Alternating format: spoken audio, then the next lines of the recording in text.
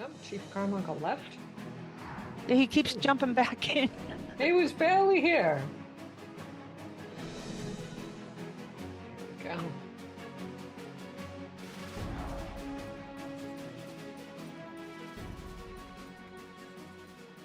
There you are. Sorry, my computer was updating. Wouldn't it be?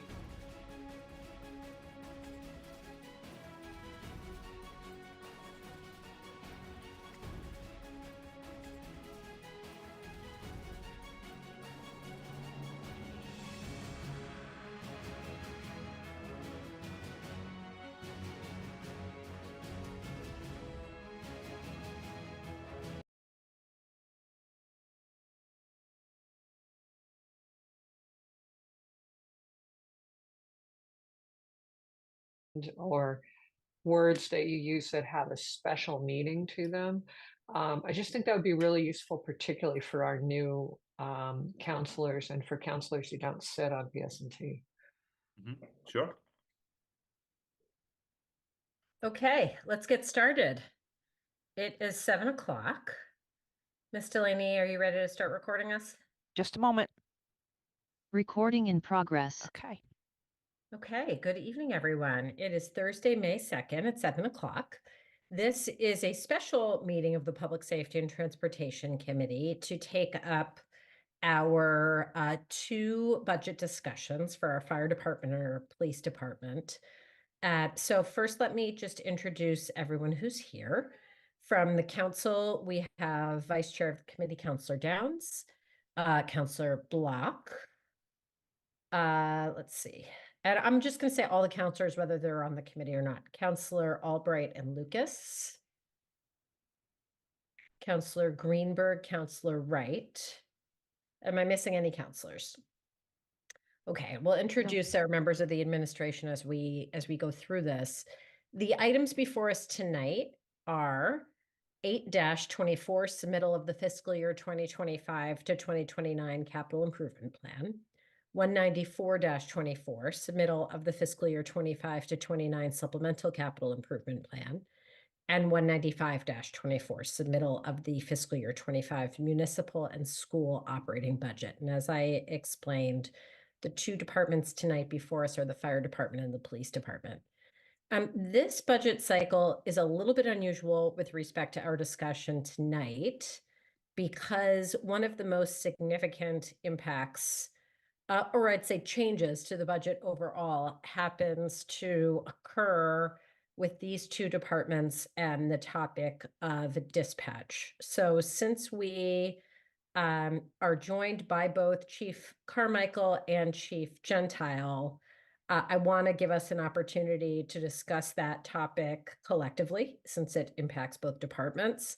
And Ms. Lemieux, I know you probably have a few words to say about that as well. So do you want to, Ms. Lemieux, do you want to start us off and address that topic right away? Or would you prefer that Chief Gentile goes first, then we talk dispatch, then police? Actually, interrupt quickly. Because we have Councillor Bixby in participants, can't change her name, but she's the Martha in participants. Got it. Thank you. Ms. Delaney, can you promote Councillor Bixby, please? Okay, and if I may, Madam Chair, what I would like to do is make some comments first, explain, kind of go through an explanation so everybody has the same knowledge base, if you will, so that when we begin the discussion with our chiefs, who are really the subject matter experts, that you will all have a good sense of the background of what our challenges are. So if I may, I will try to do this fairly quickly, but I also want to be comprehensive. So I am certainly mindful of trying to move along fairly quickly.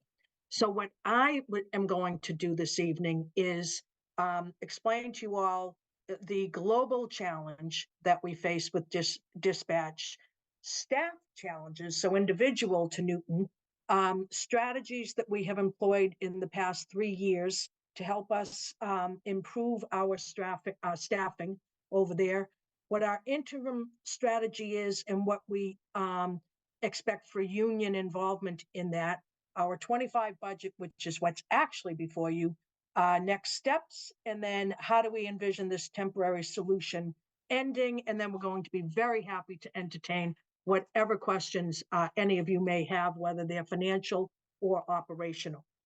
And so just to give you a sense, we certainly all recall back in May of 2020, the tragedy of George Floyd. And if things had been changing prior to that point, and if fewer people were becoming police officers, that only became magnified after the George Floyd incident. And so really for the past 3+ years, police departments all across the country have had difficulty recruiting and being able to hire qualified police officers. That has also impacted our dispatch department. Our dispatch department has really been made up of two different types of people. One type has been our younger individuals who are hoping to get onto the police department, so the police force. Those people may come to us as dispatchers, police or fire, as a matter of fact, but they may come to us as dispatchers to begin with, work for us in that capacity until they actually make a list and are hired onto either our police or fire departments. The other type of person that we have are people who have made dispatch more or less their career. So because we have a challenge with younger individuals wanting to become police officers, that feeder, if you will, for staffing is really compromised at the moment. We also don't necessarily have people growing up and saying to themselves, I want to grow up and become a dispatcher for police, public safety dispatchers. So both types of employees that we have challenges really finding the right people. When it comes, so that's really kind of globally what's happening with dispatch. When it comes to hiring our people, only certain people really can be successful at being a dispatcher. They must be on, if you will, every minute of their shift. If they're lucky enough to only work an 8-hour shift, that's a challenge, but it's for 8 hours. Oftentimes, when we are understaffed, we have to force people to work a second shift. And so they're working for 16 hours. And again, they have to be on for that whole time. There can't be a minute when they're not really focused on exactly what they're doing. That takes a toll on people. And so it's an incredibly difficult job. Some people wash out through the training and the process. Some people do it for a few years and think, gosh, this isn't for me. And then other people even do it for several years and decide that it's just too stressful for them. So it's a very difficult job to find the right candidates and to be able to retain them. And so consequently, even if we have great candidates, it's not unrealistic to think that several of them will wash out, if you will. Because of all these challenges that we've had in the past 3 years, I want to give you a quick sense of what we have done to try to address it. We gave a bonus to all of our dispatchers, really at the end of the pandemic, a separate bonus really to thank them for their dedication and for all the work that they did through the pandemic. We have entered into agreements for, I think, probably at least 3 years now, that we've entered into agreements with our police and fire unions, allowing our personnel in those departments, if they are certified or trained, to go in and take shifts on a voluntary basis in the dispatch center. We have created a tiered system, if you will. So we have tier 1 and tier 2 dispatch employees. The tier 1 people, once we get them trained, they can get up and running and be handling a station, but not have all of the full capabilities and knowledge as a tier 2 dispatcher may have. But this helps us to get people up and running a little bit faster. We've reevaluated our dispatch pay scale. And I think it was a year ago that we significantly made changes. These are some of the most important jobs in the entire city. And so we beefed up the salaries, again, hoping to be able to attract really good candidates. A full complement of dispatch is 24 dispatchers. A few months ago, we were on the verge of being as low as 14 dispatchers. I think, and don't quote me, but I'm sure Chief Carmichael knows this number tonight. I think that we are at 17 at the moment, which is, you know, a 25% or more vacancy rate in our dispatch. One of the things that's really important to understand is there are several unions involved in this conversation. Our police dispatchers are actually part of our AFSCME 3092 bargaining unit. That unit is really a compilation of a lot of different departments. Our librarians are part of that union. Our municipal custodians are part of that group. Our planning staff is part of them. Our ISD people, our administrators who are in all of our different city departments, and all of our dispatchers are in that group. So it's really a compilation of a whole bunch of different groups, which always makes things a little bit more challenging when you are negotiating and trying to figure out how you need to want to or need to move forward. We also have two police unions, so the NPA and the NPSOA, and then we also have the fire union, who is part of all of these conversations. I don't want to minimize that at all, because that concept is incredibly important. The AFSCME employees and the AFSCME bargaining unit are the ones who own, if you will, these dispatch jobs. Unions are very, very concerned about making sure that we don't take away union work for unaffiliated people to do, or that we also don't take away union work from one union and give it to another one. And so that is an incredibly important piece of this whole conversation. Another thing that is important for all of you to understand is, as we are set up right now, we can only train about 2 dispatchers at a time. So if we have 6 or 7 or 8 vacancies, it takes probably at least 4 and oftentimes 6 months to get someone fully trained. We can only train 2 people at a time. And so if we have 8 vacancies, it will take us about 2 years to get 8 people fully trained and to get us staffed up. That then assumes that in that 2 years, nobody retires or resigns for whatever reason that they may choose to resign. A few months, with all of this in mind, a few months ago, the 2 chiefs, Chief Carmichael and Chief Gentile, came to the mayor with a proposal. And many of you know, but some of you may not, that when we built Station 3, we built it with an additional dispatch center. We actually fitted up, when we were building the station, with 2 dispatch consoles. So we have 2 dispatch consoles over at Station 3. The proposal is that we should staff up those 2 consoles. We can't put any more consoles in our dispatch center, but we could staff up those 2 consoles over at Station 3.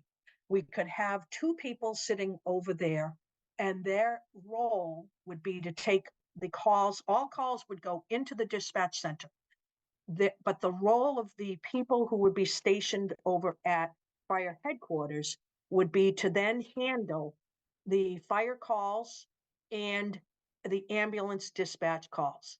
The police 911 dispatch center will remain involved in anything that is a real medical emergency, or, you know, fire, or any type of disaster that could happen in the city.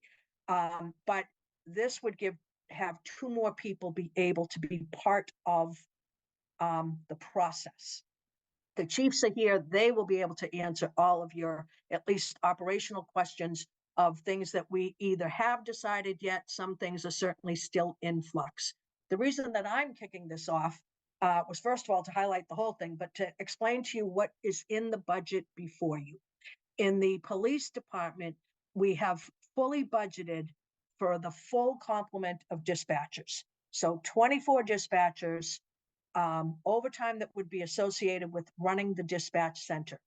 We categorically will continue everything that we can to try to fully staff the dispatch center with AFSCME employees.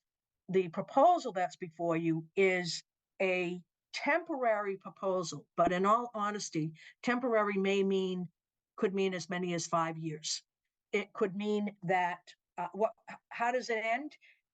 Either by perhaps us building a new, more inviting dispatch center that attracts more people, perhaps by us becoming a regional center, where again, we can really get the full amount of staffing, perhaps changes in the economy or society where people once again want to do these jobs.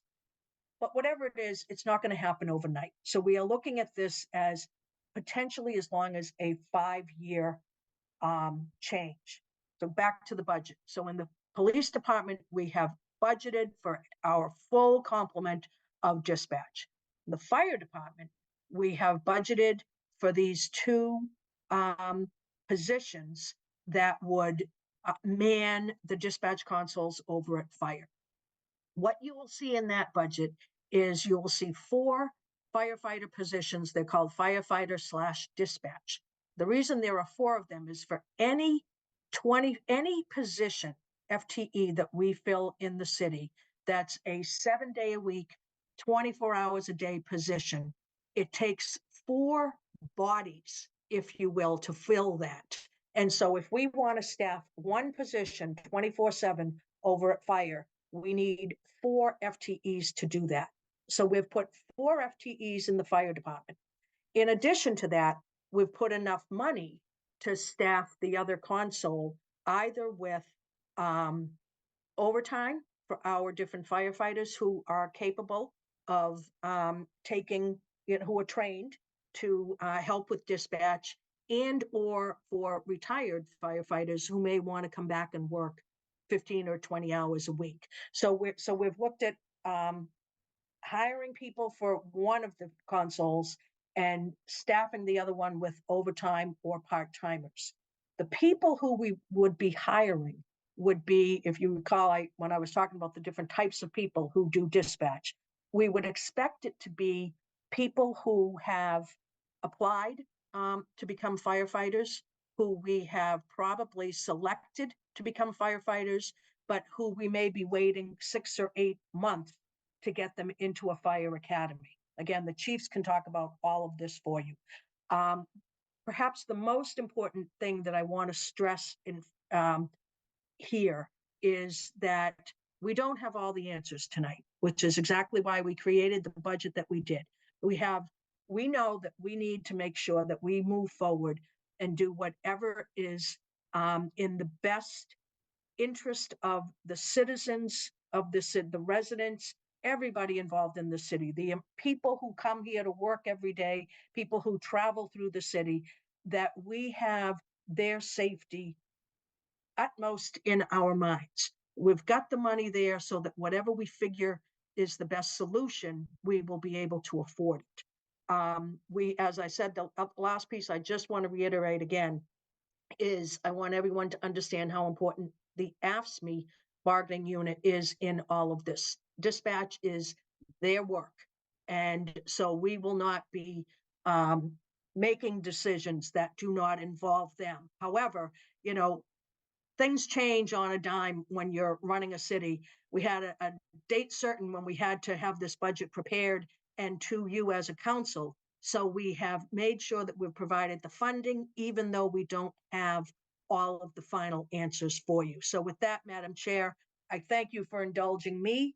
I will turn it over back to you and your committee, and I'm sure you will have loads of questions for all of us. But Jonathan is here, who our COO, who also will be able to answer questions. So, we're more than happy to try to do our best to answer anything that you may want to ask us. Well, thank you to you and to COO Yo. Chief Carmichael and Chief Gentile, let me just go to you a second and see if you want to add anything before I take council questions on the subject of dispatch overall. Sure. Would you like me to go first? Sure. Okay. That's a lot. So just to add on, I actually started out as a dispatcher when I came out of the military. Dispatching nowadays is a profession, and as was mentioned, many times the job will attract people who want to be police officers or want to be firefighters, and they want to work in dispatch as a stepping stone. There are still, however, many people who still want to work in dispatch as a profession, and we are very fortunate here in Newton to have the quality of dispatchers that we have. They are absolutely amazing. When you call 911, you want that person to be very well trained and prepared to deal with whatever situation that may be arising, whether it be a medical issue, a motor vehicle crash, a fire, whatever it might be. They are the nucleus of everything that happens as far as public safety and police and fire. Everything starts with them, and essentially everything also ends with them as well. So again, we're very fortunate to have the caliber of dispatchers that we have. One of the things with all of this is, as Maureen was saying, going back a few years, it's been very difficult to recruit not only police officers, but dispatchers as well. And so we've tried many different strategies to do that. As we have heard, there's some difficulty in the amount of people that we can train at one time. We do have limitations on the facility and how many people can actually fit in the room and everything. How many, we have dispatchers are still tending to other issues as well. So we're limited on how many people we can train at a time. Usually that's 2. So as also was mentioned, we make sure that we only have the highest standard of dispatchers. So we, some people get weeded out. Sometimes people think the job sounds good, but then you get in there and it's extremely stressful. There's a lot of training. It's really a job that takes a special person, a unique person to do and do it successfully. So we have had some troubles with recruiting. We've tried to supplement our dispatchers with staffing, with, as was mentioned, with firefighters, with police officers to come into the room to help give them the necessary support that they need in the interim until we can get those numbers back up to where we really want to be at 24. We do, as mentioned, we do have 17 currently. A couple of them are still in training. They're doing very well and moving forward. We also have 3 part-time dispatchers who, thankfully, we have them coming back for us. One of the things that wasn't mentioned is that when a police officer or a firefighter is in the room, there's only certain tasks that they can do. So on the police side, call taking is one of the things that they can do, and they handle radios. And then on the firefighter side, firefighters are handling the fire side.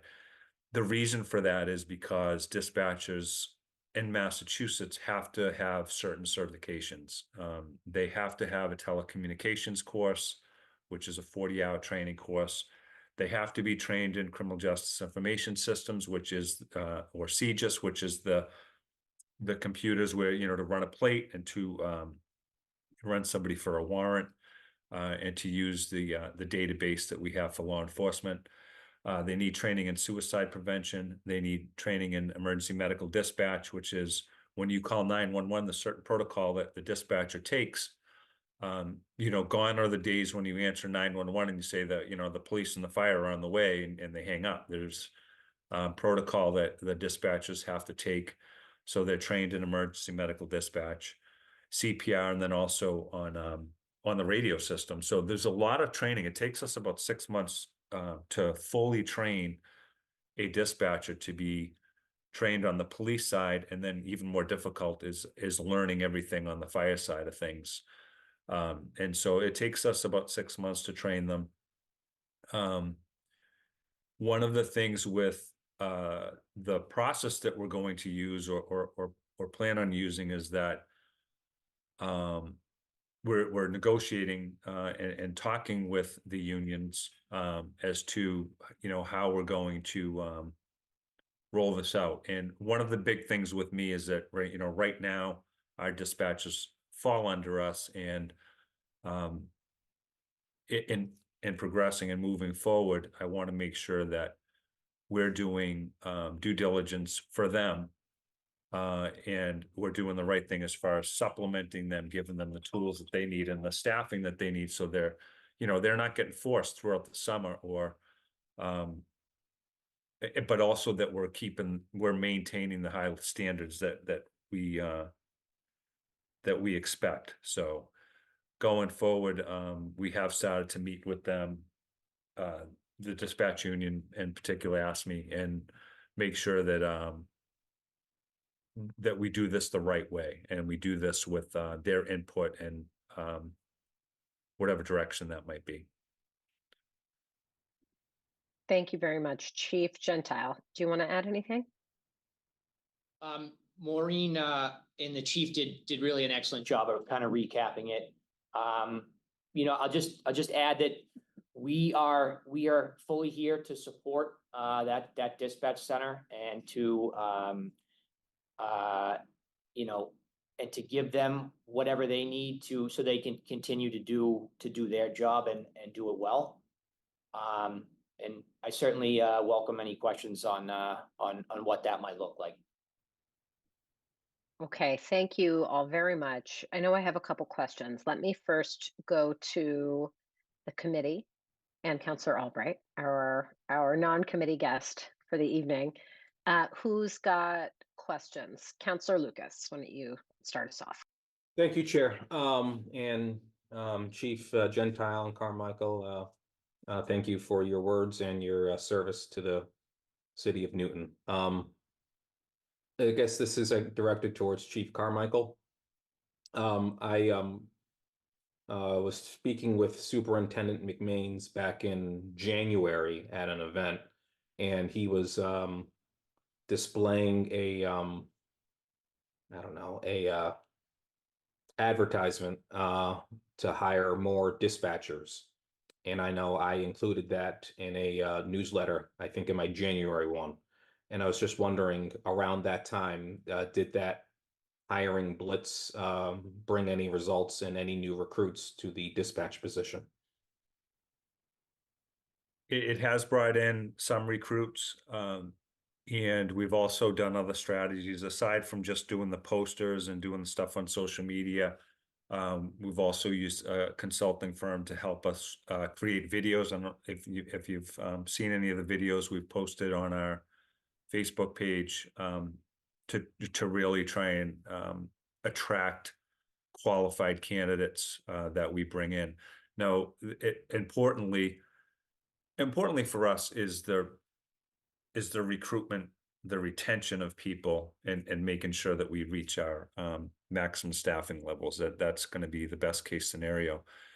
Many times, even when we do these recruitment campaigns, dispatchers have to be vetted just as much, you know, as a police officer, because they do have to pass criminal background checks. They do have access to critical law enforcement information, and so that's why they need that CJIS training. And so sometimes we'll get a significant amount of applicants, but there's mechanisms that, you know, weed some of them out because of, you know, just because of the background checks and what we have to do. And sometimes don't make it through the training. The training is extensive. Again, it's stressful. So when we finally get a dispatcher that makes it through that first tier and into that second tier, they really are the cream of the crop of the candidates that we get. And you said that retaining dispatchers can be a little troublesome. Just what are the reasons why dispatchers will leave after 2 years or 3 years on the job? Yeah, that's a great question. Some, as was mentioned, some of them are, they strive to be a police officer or a firefighter. We've lost some of our dispatches through people that go to the fire academy or go to the police academy. We've lost several people over the last year from that. Some of them get burnt out. Like I said, it's a very stressful job. It's a unique personality of people that can do the job successfully. So sometimes we lose them through that. Thankfully, we're working on the facility, because the facility itself, I know many city councilors have visited the station and have, done a walkthrough through our facility. And if you've seen our dispatch center, it's very small. And so thankfully we're working towards the facility upgrades so that we can have more of a state-of-the-art facility. I mean, like I said, they're the nucleus of all public safety for the city, and of all places where we want to invest in it, it's going to be there. So having a good environment for them to work in is very important. Okay, I'll sec- thank you. Yes, I'm all set, Chair. Thank you. Okay, thank you. Counselor Block, then Counselor Wright. Thank you, Chair Grossman. This is a fascinating and difficult challenge that we face and that dispatching faces. First, just a thought that it feels like a classic HR problem for the state community college and university system to tackle. That's a longer term strategy. I know Fitchburg State, I think they have a police sort of major that ends up feeding the police academy. But perhaps there are schools that would develop a major that would take on some of the job of attracting people to do this kind of work longer term and prepare them by having them take certain courses. That's just it's just a thought. Maureen mentioned very briefly regionalizing this function. What are the conversations about that, and would that make sense to help alleviate staffing problems that are no doubt happening in other cities and towns in this area? Is that something that's being worked on, or just too theoretical, or just not practical? So I can answer that. Yeah, that we've discussed that. So in Massachusetts, a PSAP, or is an acronym for Public Safety Answering Point. That's the 911 system that are in whatever facility, whether it's on the police side, the fire side, or a combined police fire dispatch type of setup. Massachusetts has historically had the PSAPs in pretty much every city and town across the state. So there's hundreds of them. In many states, such as in large states like California or Texas, they have much larger communications facilities, regional communication centers, that Massachusetts only started doing like in the last 10 or 15 years. There is still hesitancy with those, the RECs, as they're called, and we haven't seen any really open up yet within like the 128 belt. And most of them are happening in smaller communities outside 495 and out that way. But it has come up. I have talked to Brookline, Belmont, Watertown, like area departments, just to kind of throw the idea out there. There is interest in it. There is money behind it from the state 911 system. But that, again, that's a long range. That's a option down the road, but something that wouldn't really help us out right now at the moment. No, I realize there are short-term, medium-term, and long-term strategies that have to get pursued. So thanks very much. That's it for me for now. Welcome, sir. Okay, thank you. Counselor Wright, then Albright. Thank you, and thank you for the work, all the work you do. This is my first time on this committee. So why is there in the fire department a 17% increase in personnel from January to March?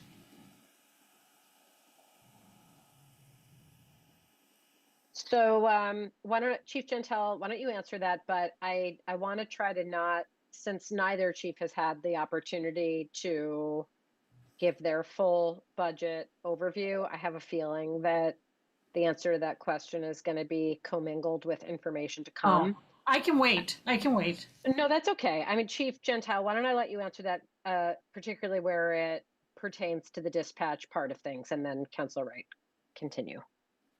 So if I understand the question correctly, during the winter months, January, February, and March, we are contractually obligated to increase our minimum staffing on our engine companies. So we have 6 engine companies in the city, and those are staffed with 4 firefighters during those 3 winter months. And the rest of the year, they're staffed with a minimum of 3. So I believe that's what you're talking about. Yeah, that's probably it. And I was wondering why you need more. Is it because of sick time or more accidents or because it's winter? Again, why don't we hold that Okay. part of it for when we get into the fire budget? I want to try to stick to the topic of dispatch for now. Okay, thank you. Is that it for the moment? Yep. Okay. Councilor Albright. Thank you very much, Madam Chair. So there's been a lot of talk in the news lately about more applicants applying for jobs in the police departments. Does this apply? I mean, this is nationally. I don't know if it applies locally or not. Have there been more applicants recently for the dispatch jobs than before?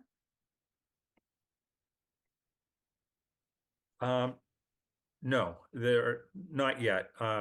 Like we mentioned earlier, there has been some uptick when we've been doing the recruitment campaigns. So we put some stuff out, posters and social media back in the early winter, and then we started to roll out some of the videos, the campaign videos that we've created over the last couple of months, and we've started to put those. There's a whole series of them that will be going out, and we do feel that we're going to be bringing in some good candidates, but again, it's the process is still is what it is with the challenges of like being, our limitations on how many we can train at a time, the background checks, all of the things that we've mentioned. There's a lot of challenges. We do feel confident that we'll be able to get the recruitment numbers up and the staffing at some point. It's been very slow for us to make that progress. Is there anything that we can do to increase the number of trainees we can handle at one time? Is that a capital problem? I'm not sure what the problem is with, is 2 the typical number people can train at one time, or could we increase that in some way? So part of the limitations of the facility, so the dispatch center itself is too small to really fit more than, so when a dispatcher is training, they're assigned with another dispatcher and they're with them throughout the training process. So the room can get very bogged down, and then they're trying to train, but there's also other things. It's a very busy room, so there's a lot of other things going on. So it really makes it difficult for us as far as how many we can train at a time. With those limitations in place that we have. Are they trained at the main police station in West Newton, or where are they trained? Yes, they're trained at the station. Aside from the other things that I mentioned earlier, the certifications that they have to have. Okay. So as Commissioner Morse works with you all about fixing up all the many and varied problems that you have in the police department, is increasing the space for the training for dispatchers on your list that you're talking about with Commissioner Morse? So yes, once we, and we may talk about this tonight, but once we do any facility upgrades to the police station, there is some thought that we could move the dispatch center out back, with a facility there so that we'd be able to expand the size of our dispatch communications area. And then not only make it a better environment for the dispatchers themselves to work in, but give us more state-of-the-art equipment, but also having more room for them to do more substantial training than we can do now. Okay, thank you very much. That's very helpful. Madam Chair, if I could just quickly interject, that the top priority of the project really is to create a new modern dispatch center. And so that is, as many of you were on the tour, that is really a top priority. I think in the meantime, Commissioner Morse has been in discussions with the chief about seeing if there's any temporary short-term changes we could make in and around dispatch to improve both either conditions and or training capabilities. So you ask a good question, Counselor Albright, and we'll keep working on that, both in the short term, but then clearly in the long term. Thank you. Thank you, Okay. Mr. Yo. If I just want to add, I mean, if there's any, if in the temporary changes to the dispatch center, please let us know how we can help. Okay, Thank- also, for anybody who needs to add information in the midst of somebody else's comment, especially on the administration side, if you guys put up your virtual hand, I'll come to you right away, because I see Ms. Lemieux, your hand is up. So I'm going to come to you. And then since Counselor Downs hasn't had a chance yet, I'll go to Counselor Downs and then back to you, Counselor Block. Go ahead, Ms. Lemieux. Thank you. Actually, Mr. Yo touched on what I wanted to say, but I really want to stress this, that over the past 3 years, I mean, we know that the police project that we're talking about at this point is a major project that will be a significant capital investment. I want to make sure that everybody is really understands that for the past 3 years, first of all, Councilor Albright, we have had the same questions as you. Isn't there something we can do to possibly train more than 2 people at a time? Chief Carmichael has heard it ad infinitum from the executive office. Can't we do something? But the other thing that's really critical is along the way, we have asked Josh Morse to look at every inch of that building to see if there, even though we know we have this big project that we want to do, that's not going to happen overnight either. If there was something we could do for a couple $1 million, which, is a lot of money, but if there was something we could do to break out the dispatch center and make it a little bit larger, or to do something within the confines of the building that we have right now, we would certainly be doing it. So I want everybody to understand that we're not just living with our facility and dreaming about something that's big and beautiful 5 or 6 or 8 years from now. We've really tried to figure out if there's some way that we can improve the facility now, for a lot of money, but short money compared to what we will ultimately be looking at. So I just want to make sure that everybody understands that. And we haven't found a solution, unfortunately. Thank you, Counselor Downs.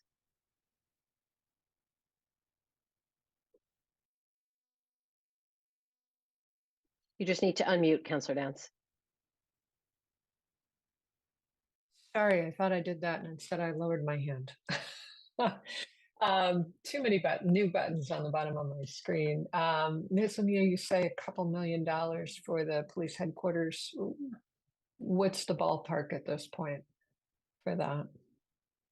For the project, Police. it's a lot. So I don't know if I think Mr. Yo probably has a more recent number than I do. But Go the ahead. much larger project is the big project. Mr. Yo, go ahead. Thank you. Yes, it's over $10 million. Okay. I think, as I said during the tour, it will need a debt exclusion override to fund. But we are looking at something in, it's probably in the 10 to $15 million range. There is really good space in that back building, and going up from there, we really think we can create a really nice campus there, with a modern work facility. So it's going to take Oh, some money that's and an override. excellent, and I'm looking forward to the plans. I will, for those of us who may not remember this, but the chair, 3 chairs back, Jace Cohn, this was one of his top priorities for a very long time. After getting the fire station, the fire headquarters fixed up, the police headquarters was his next big mountain to climb. In terms of the dispatch, this is the thing that I've been puzzling over. It seems to me to make a lot of sense to combine the two, and have them, working together and sending fire where fire is needed and police where police is needed, and maybe both if that's required. Explain why they need to be otherwise, and why they have been historically separate rather than one dispatch for all 3 services, actually, police, fire, and ambulance. So so we have combined dispatch right now. We have a 911 center, dispatch center, communications that handle all police, fire, and EMS dispatching. There are other models across the state that, in some municipalities, the fire does their dispatch, the police does theirs, and maybe one or the other does EMS. I think Chief Gentile mentioned the other day in one of the meetings, like the history of it, how far back it was when we were separate the last time. I don't recall what that was, Chief, but that's just kind of the model that we have here, and the one that we've been using is combined police and fire dispatch out of that dispatch center. Combined, but in 2 separate buildings. Right, we're currently, moving. Currently, we have one building. We're both police, fire, and the 911 call taking are all done out of the police station. What we're proposing and what we're in talks with are to bring the fire end of the dispatching to fire headquarters, but that is not currently how it's being done. It was about 30 years ago now, roughly, that all moved to combined dispatch, and that's how it's been the last 30 years. There are many models, like the chief said, so we're just looking at a different model for a temporary measure to really just to increase overall staffing. Chief Gentile, if you go forward with this plan, will all of dispatch move over to the Emergency Operations Center? No, just the fire and EMS. So really, the way I look at it, there's three wings of dispatch. The call taking, which is, answering the phone call from the 911 line, the police dispatching, and both of those 2 wings would stay at the police dispatch center. And then the fire, and we also handle the ambulance or the EMS dispatching, and that 3rd wing would come over to fire headquarters. So logistically, when a call comes in, how does that work? The call comes into the police headquarters. Yeah, so Are the folks in the EOC listening in at the same time? If you could just sort of connect those dots. Yeah, so what's really important in a system where they're not in the same room is that communication link. So we have to have a direct line of communication, both radio and verbally, and also using our computer-aided dispatch, our CAD software, which really is the link for all three of those wings of dispatch. Even today, even when they're in the same room, they're communicating through the computer system. That wouldn't really change. Obviously, it has additional challenges, not being in the same room. But those challenges can be met and would be met if we decide or if we get to the point where we're moving. Counselor Downs, sorry, I just wanted to make sure I understood that. Yeah, no, it's helpful because I wasn't totally clear on that either. So so you'd move what is now combined dispatch from the police station to the fire station temporarily. Just Is that one wing, accurate? just one of the three wings of it, one of the three sections. Okay. I still don't understand why we have them in two separate rooms rather than having the combined dispatch all in one room somewhere. Does that make sense? It does, because I'm confused too. Why not move everyone to the EOC space? So one of the big problems with the police dispatch is Overall size, and you wouldn't correct that problem by coming here. I think it's similarly sized. One of the things we think this will really help give the dispatchers a little more room, have it be a little quieter at police dispatch, and then offer more room, additional room here in the fire headquarters. You know, we talked about only being able to train 2 dispatchers. You know, we've seen that. We've seen Chief Carmichael try everything he can to train additional dispatchers at the same time. And we think that by having more space here at fire headquarters, that's one of the things that it might do. We may be able to increase that training to train an additional person at the same time. It allows us to increase the staffing and provide more room and a little better working environment for everybody involved. Okay, thank you. I'm all set. Okay, I have a couple follow-up questions on that before I go to Counselor Block. So when we're talking about training 2 new people at a time, that's 2 police dispatchers at a time. Is that right? correct. So right now, the only thing we're using to dispatch is Certified 911 dispatchers who work for the police at the police station currently, yes. So the fire dispatch and the ambulance dispatch are not.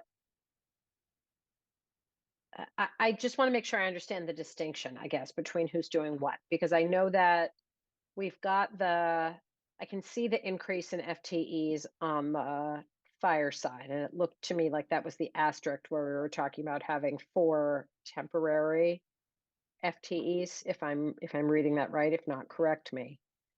And obviously on the org chart, dispatch reports to Chief Carmichael. So that I want to make sure I understand the distinction between who's reporting to whom. I don't think I have my who and whom's correctly in each building. So like, what is the management structure and where these folks are? Ms. Lemieux, I know you have your hand up, so maybe you can help. Thank you. I just want to help with the terminology in the fire staffing. So where you see that we have the temporary firefighters, those are, as you recall, excuse me, 6 or 8 months ago, you approved as a council the fire department's total complement being increased by 4 temporary positions. That's for when we bring someone in, knowing that we have retirements coming up, so we can get them, can get our firefighters trained, which is also a tremendous long lead time. So the temporary firefighters are for those positions. Any positions that we're talking about for this project, if you will, are called firefighter/dispatcher. We are not considering them to be temporary at this time, even though theoretically there is some sense of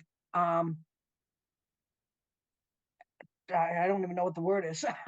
There's some sunsetting of when we would have these people, because the goal would be that we would get ourselves back to a combined dispatch center. And that's why I said that like at the end of my comments.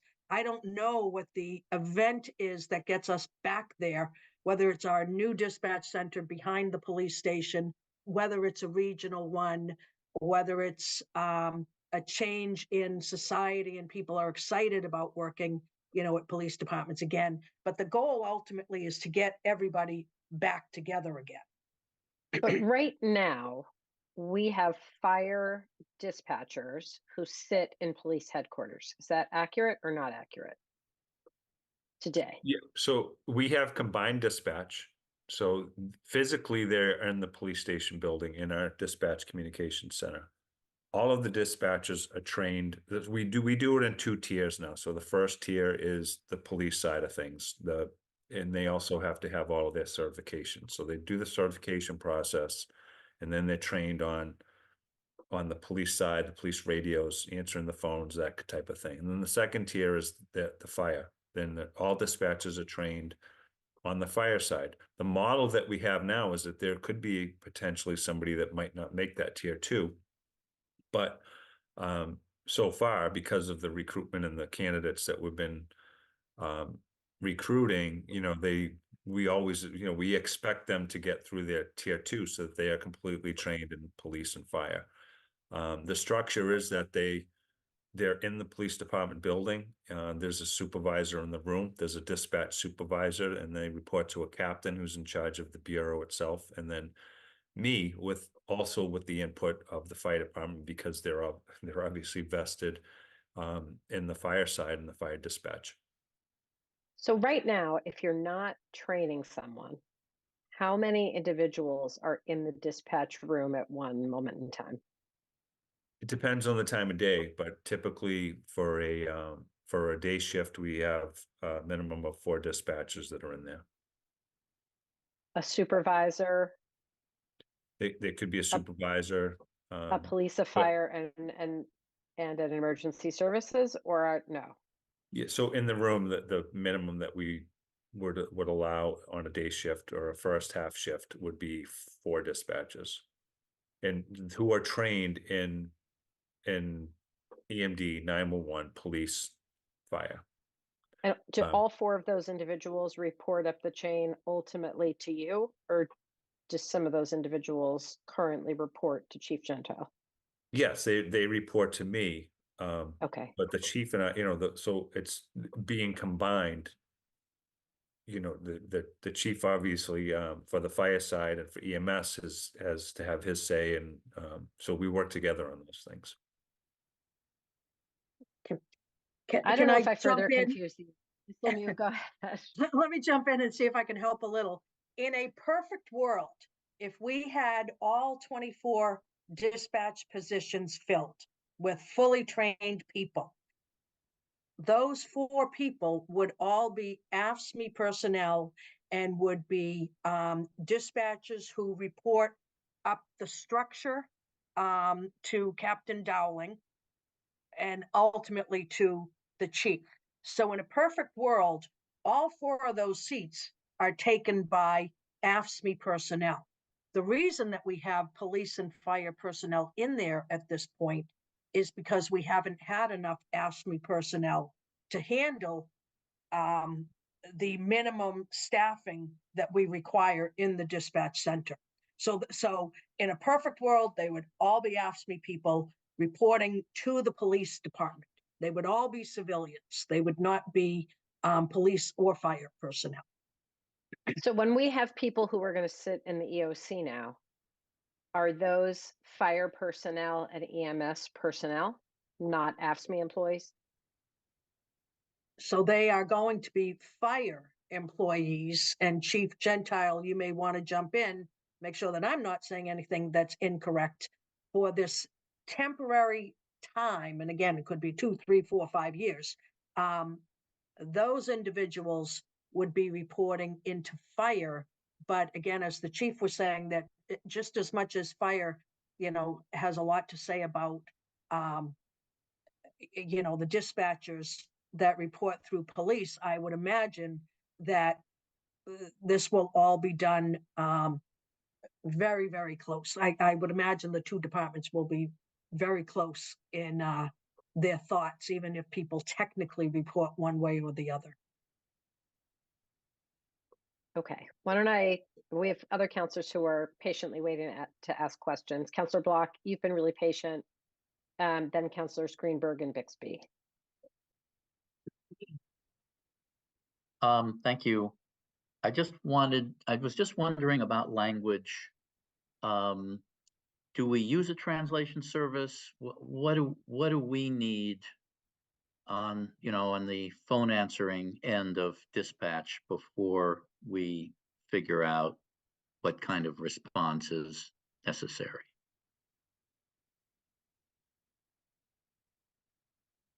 I'm sorry. So I'm sorry, what was the question, sir? Well, just wondering about our language capability. And if people call whose first language is not English, well, first of all, does that happen? Does that happen often enough that we have systems for responding? I'm just wondering if that's an issue that you've had to grapple with. We do, yeah. We have services that we use in that event that dispatch can plug So into. it's not this. So we're not trying to hire people who speak certain languages in addition to the dispatch skills. We're relying on a translation service to deal with those situations. Is that? No, I mean, either officers, dispatchers, we do have people that are multilingual, but we do have that service that's available to us as well. Okay. All right. That's it. Thanks a lot. Okay, thank you. Counselor Greenberg. Oh, thank you, Chair. I just wanted some clarity on a statement Ms. Lemieux said. If I'm correct, did she say that this current budget reflects a fully staffed dispatch department? That she thinks that may take 5 years to fully staff.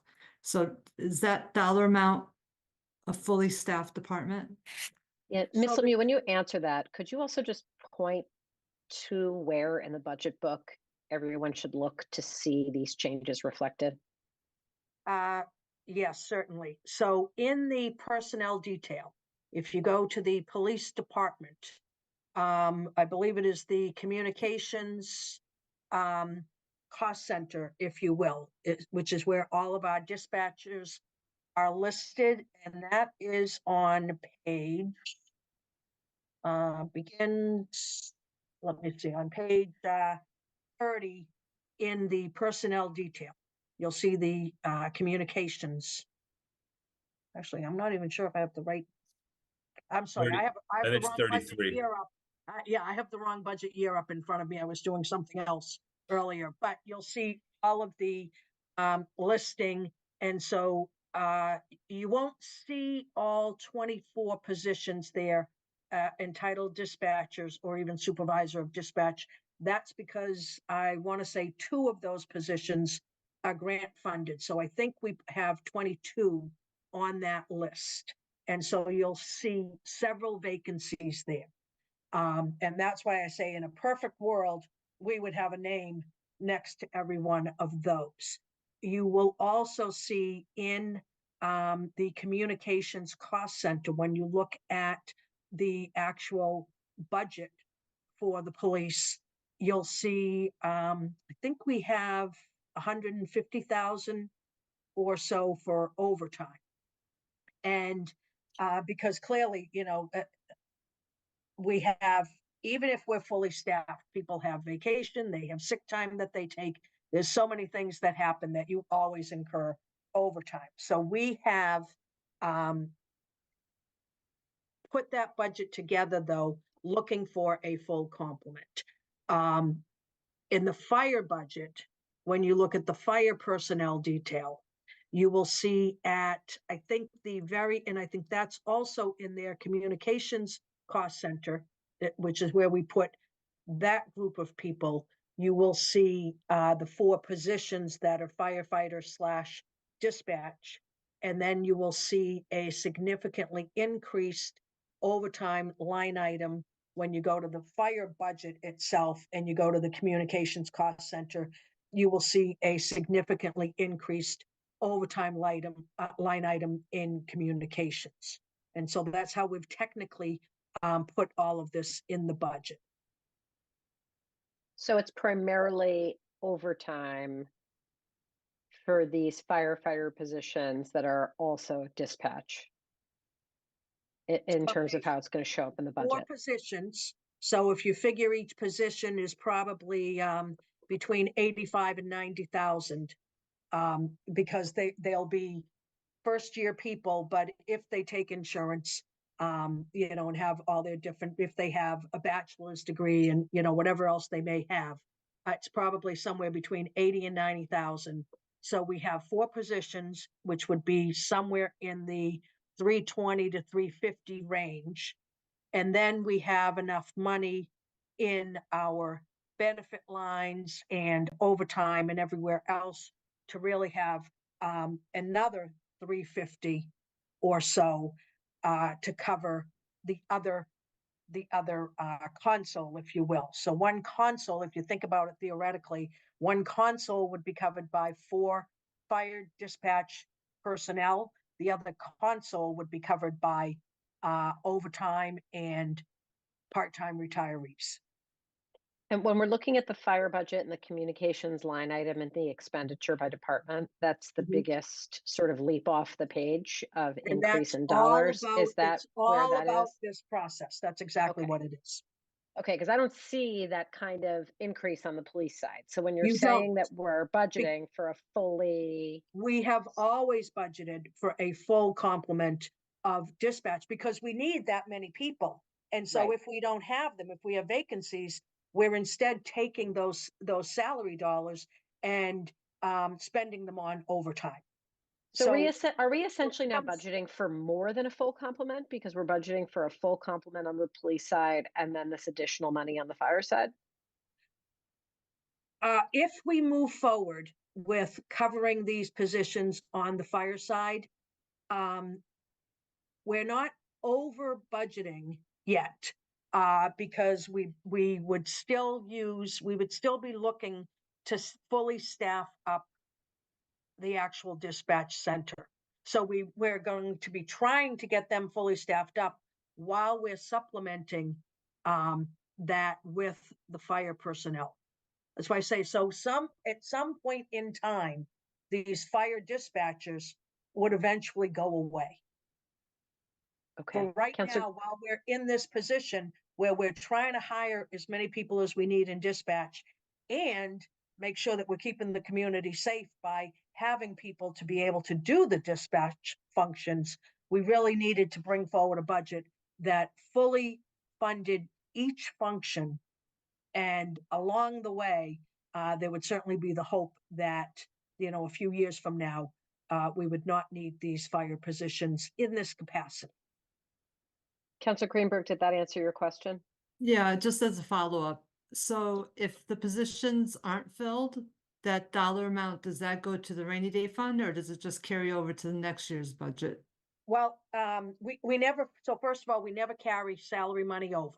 Salary money drops. It wouldn't go to rainy day, though. It would drop to free cash. Oh, free If cash, we right. had so much money there that it was dropping anywhere. However, I don't know which committees you have been on, but certainly anyone who's been on finance, and I presume anyone who's been on PS&T over the last several years, as we create our budget, not only do we not necessarily have enough money for snow, we don't necessarily, when we craft our budget, have enough money for fire or police overtime. And so, in fact, this past Monday, we just put a docket item together that will be before you in a few weeks, where we will be looking to transfer $1,350,000 to the fire department to cover the rest of their overtime.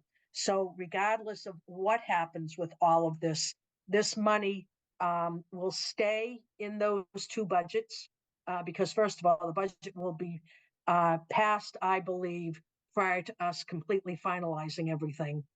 But the money will stay there because we will end up using it for overtime. There's no doubt in my mind that we will need every one of these dollars before fiscal 25 is over.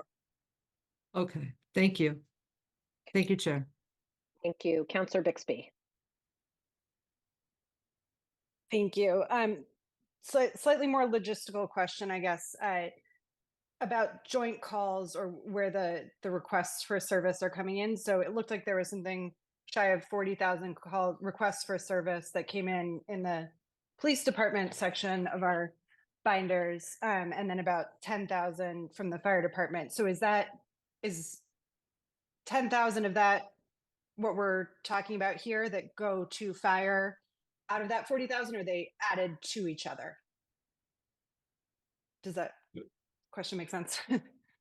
Yeah, the calls are the calls that are coming into the police station, which may be police or fire related.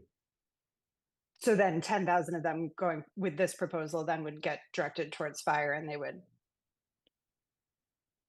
Well, that would be hard to say, but it would be, I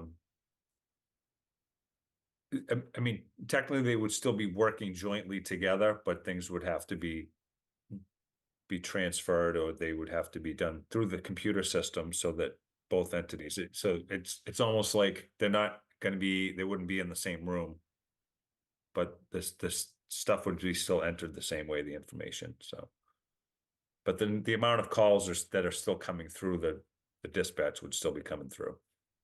Yeah, and it's not an exact math, because a lot of so we have 10,900 calls, but a lot of those calls we do with the police. They're on a lot of our calls, so it's not quite the easy math, but certainly those 10,000 calls would also be shared by the fire dispatch, but many of them would still, the police end would still need to be handled at the police station. Thanks. Okay, that is all the hands I see for now on this particular topic. First of all, I just really want to thank our chiefs and our COO and CFO for sharing so much information about this. It's obviously a deeply important topic, one of the most important topics, I would think, in all of city business in terms of how we're handling emergency calls. And it's concerning to hear that some of our dispatchers have had to work 16-hour shifts. I can't imagine staying alert and awake for 16 straight hours and not missing a beat. So obviously this is a really challenging issue. I'm glad that we're taking steps to address it. I think we would probably like to hear updates as the year goes on about how this is playing out, how it's going, what the problem areas are, what, if anything, the council can do to support your efforts in hiring people. I think one last question I have, and then Councillor Albright has her hand up too, is the hiring process and the compensation for the position. Is that where it should be right now? I mean, I understand, obviously, there are limits to our dollars, but a position also commands this, the market sort of commands what it takes. And in this kind of a position, we're not really, able to say we're not willing to pay more for this level of severity in importance. Ms. Lemieux. So thank you. I will be happy to take that one, because about a year ago, we actually looked at that. And these employees are so valuable to us.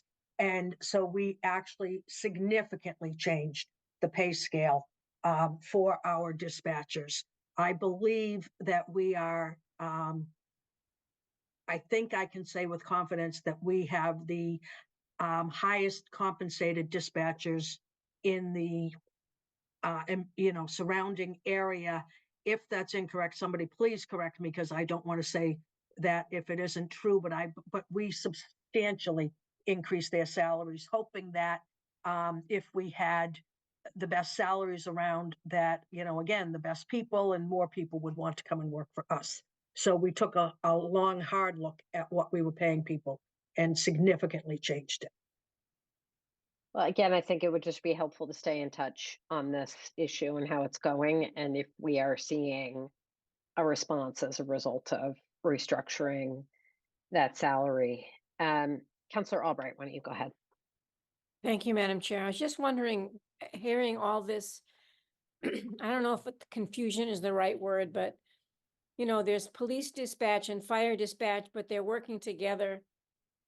Is there something in our future that just puts dispatch together rather than try and say what part of it is police and what part of it is fire? And if we did that, would that help? You mean like a separate department, Yeah, I mean, almost, or like a mini department? something like that. Does Something- anybody? Question to to that. think about, I The guess. concept of, it's pretty close to that with the concept of a joint dispatch center. I think that, ideally, that's what we would stay with. The dispatchers there are able to do all those positions. And that's kind of the concept. And I think ideally that does make a lot of sense. That is what we've been doing for the last 30 years. So that's pretty close to what you're describing. And they're able to work in any of those three positions that I talked about. Okay, I would love to hear more about that, maybe in your committee, Chair Grossman, about, how to think about dispatch in a slightly different way over the course of the coming year. I think that definitely goes hand in hand with keeping tabs on how things are going and, what, if anything, we might need to continue to invest in if things aren't playing out the way that folks are hoping with this particular set of changes. I also want to recognize we've been joined by Councillor Malachy. Okay, any other questions on this topic? This has obviously been an unusual first hour and 15 minutes of a budget meeting, but I thought it was really important while we had everybody together on one screen to cover this intricate and complicated topic. Okay, I don't see any other hands, so why don't we go, Chief Gentile, to you and go into our regularly scheduled portion of the budget meeting.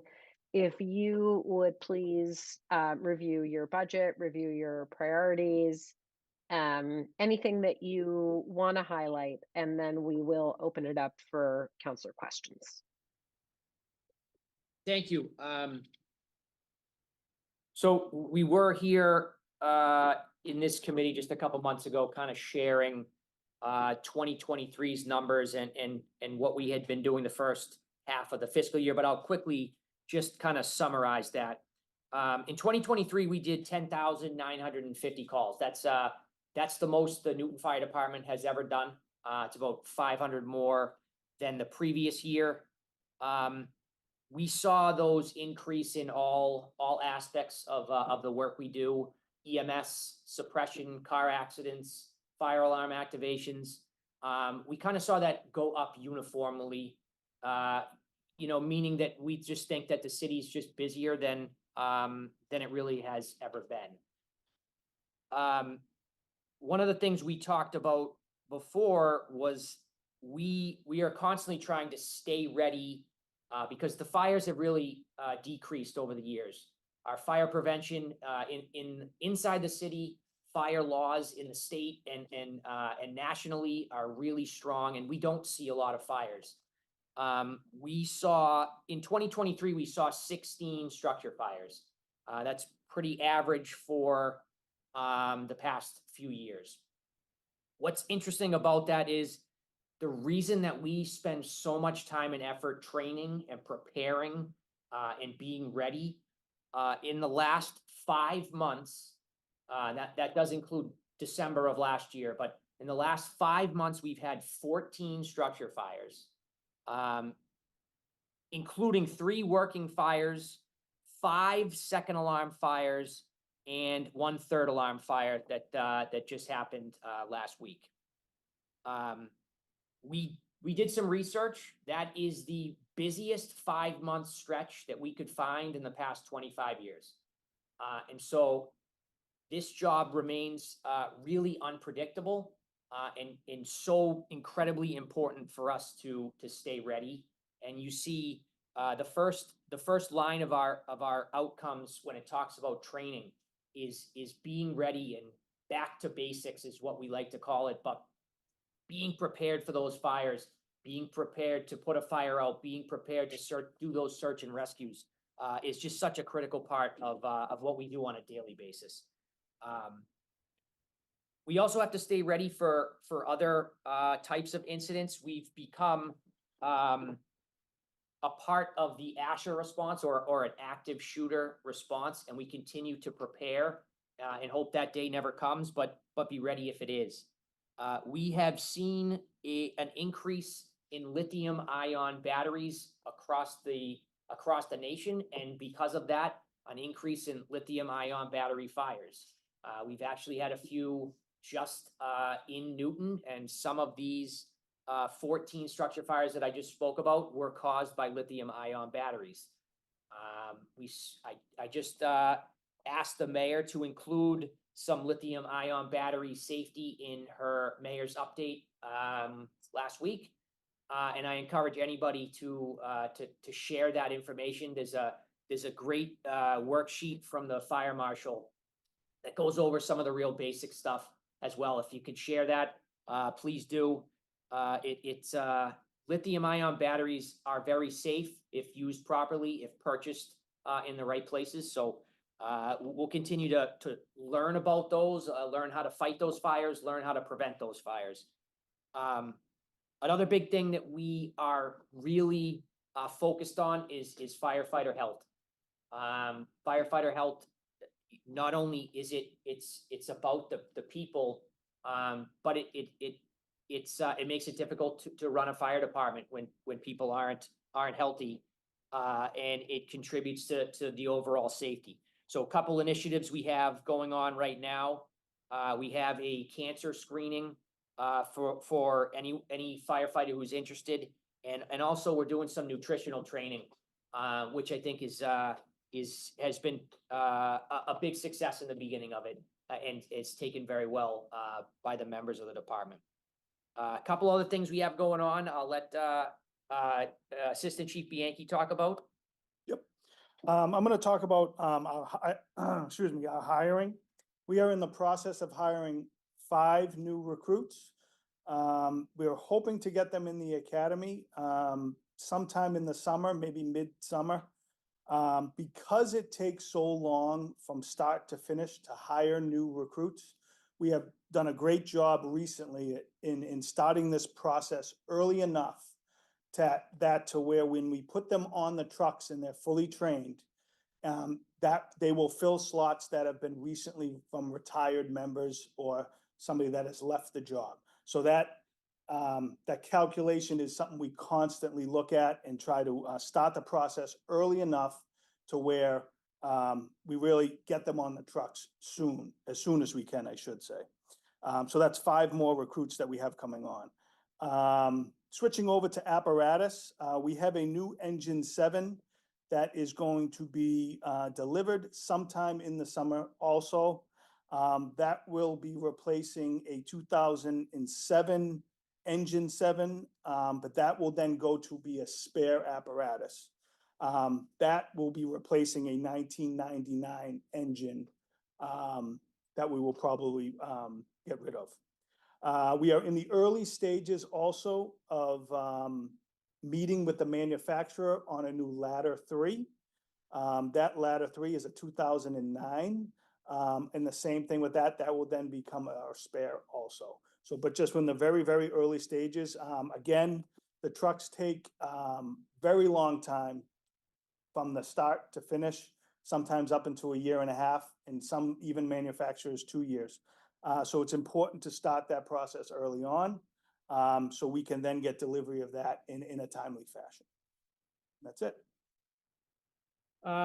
We had a question about staffing in January, February, March, so I'll just quickly see if I can grab that question now.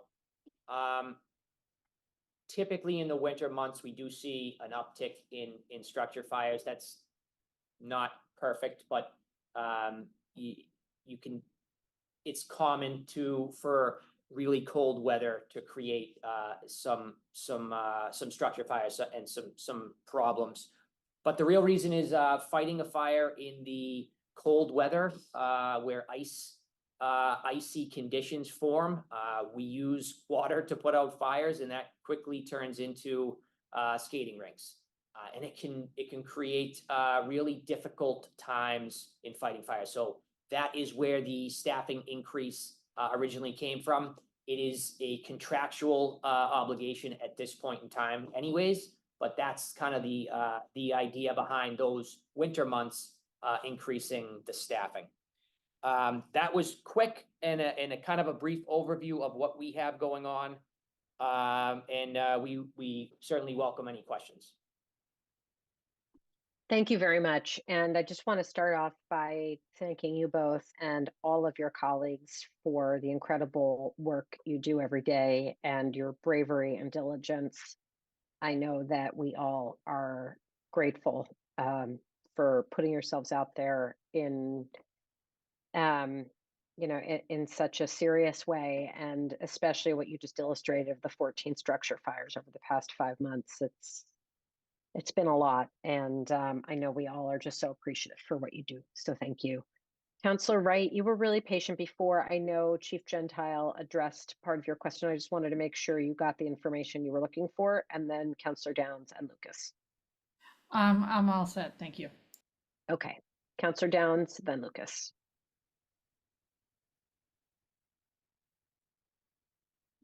Councillor Downs, you just need to unmute. Sorry, I keep hitting the wrong button. I'll try to keep this really brief because of the lateness of the hour. There's a line called Fire Department Damage Recovery Program, which is now 0. Can you give me a quick idea of what that is, or perhaps shoot me an email to help me understand what that is? Yeah. And then the larger question, I'm really glad you're getting a new engine and a new ladder. But as you know, we're not widening our streets. And we've done a really great job of finding slightly smaller apparatus that will fit our historic streets. Are you looking for that with the new ladder company, or is that possible? Thanks. And that's all Yes. for me. Thank you, Council. Yes, that is that's been a goal of Chief Gentile and mine to really, and it started with the engine 7 and it will continue to the ladder. Our focus was to take our ladder truck and see what we could do without sacrificing, the length of the ladder and, some other stuff, equipment on the truck. But we really focused on trying to see if we can shorten it. Even, I say this all the time, even, 6-8 inches makes a big difference sometimes. So anything we can do to make it compact and smaller without sacrificing anything is a focus of ours, and it will be going forward. Excellent. Thank you. I'm all set, Chair. Thank you. Councillor Lucas. Thank you, Chair. Thank you, Chief Gentile. I want to thank you and your department for putting out that fire that we had last week on Central Ave. That was literally right down the street from my house. I was watching that on the news, and I was very, very worried that the fire was going to spread, and it didn't. So thank you to you and your officers on that one. I really appreciate it. Thank you. I saw that you have retained your Class 1 fire rating. Excellent job in that. Thank you again on that. You said you've had a lot of fires the last 4 or 5 months, and I see these fires on the news, and unfortunately we had a couple of people pass away from them. It really is unfortunate. But I just want to talk about fire prevention and fire awareness. Just wondering, does your department have information available to residents and business owners about fire extinguishers and smoke alarms installed in their respective buildings? If you are promoting that, I haven't seen it, and I was just wondering if you could speak to that and just being more involved in communicating how to best prevent fires and getting out safely and all that. Sure. So part of a big part of our Fire Prevention Bureau's job is to provide information to those looking for it. Certainly something we can probably do a better job making sure people know And even as you said that, I don't think we put the, information to get to fire prevention if you have questions about fire safety, because that's certainly the direction we're looking. I should have put that on the mayor's update. So thank you for that. It's a good tip. Yeah, we do some informational, fire prevention does do some informational work, trying to make sure that people know the basics of fire safety. One of the challenging things we've seen from these 14 fires is there's no one common link. We thought lithium ion batteries was a good place to focus because it's new and a lot of people don't know it. But some of the other causes of fires, smoking, overloaded electrical circuits, spontaneous combustions of oily rags, things of this nature. There's so many different things, and didn't really find a common link in these 14 fires. So, just some basic fire safety, and that is the other thing that we tried to touch on in the mayor's update, is if you do have a fire in your home, to get out and stay out, and that's another kind of campaign that we're trying to push on our end. But I appreciate the comments and the advice, because that's good. We can certainly do a better job of pushing out where to get fire safety tips. Thank you. Yeah, and just another thing that you could do, again, if you have done it, I haven't seen it, is, coming up this spring, we have, Nantum, Waban, Newton Highlands Village Days, and other community events throughout the spring, summer, and fall. Will your department have a booth or a table where you could potentially hand out brochures, sample smoke alarms, sample fire extinguishers that folks could see, and then maybe they could perhaps purchase, not through you, but through, Amazon or Home Depot or whatever? Is that something that could possibly happen? Yes, in the past, a few years ago now, I believe that we did have on one or two of the village days, a piece of apparatus there with some firefighters handing out some information.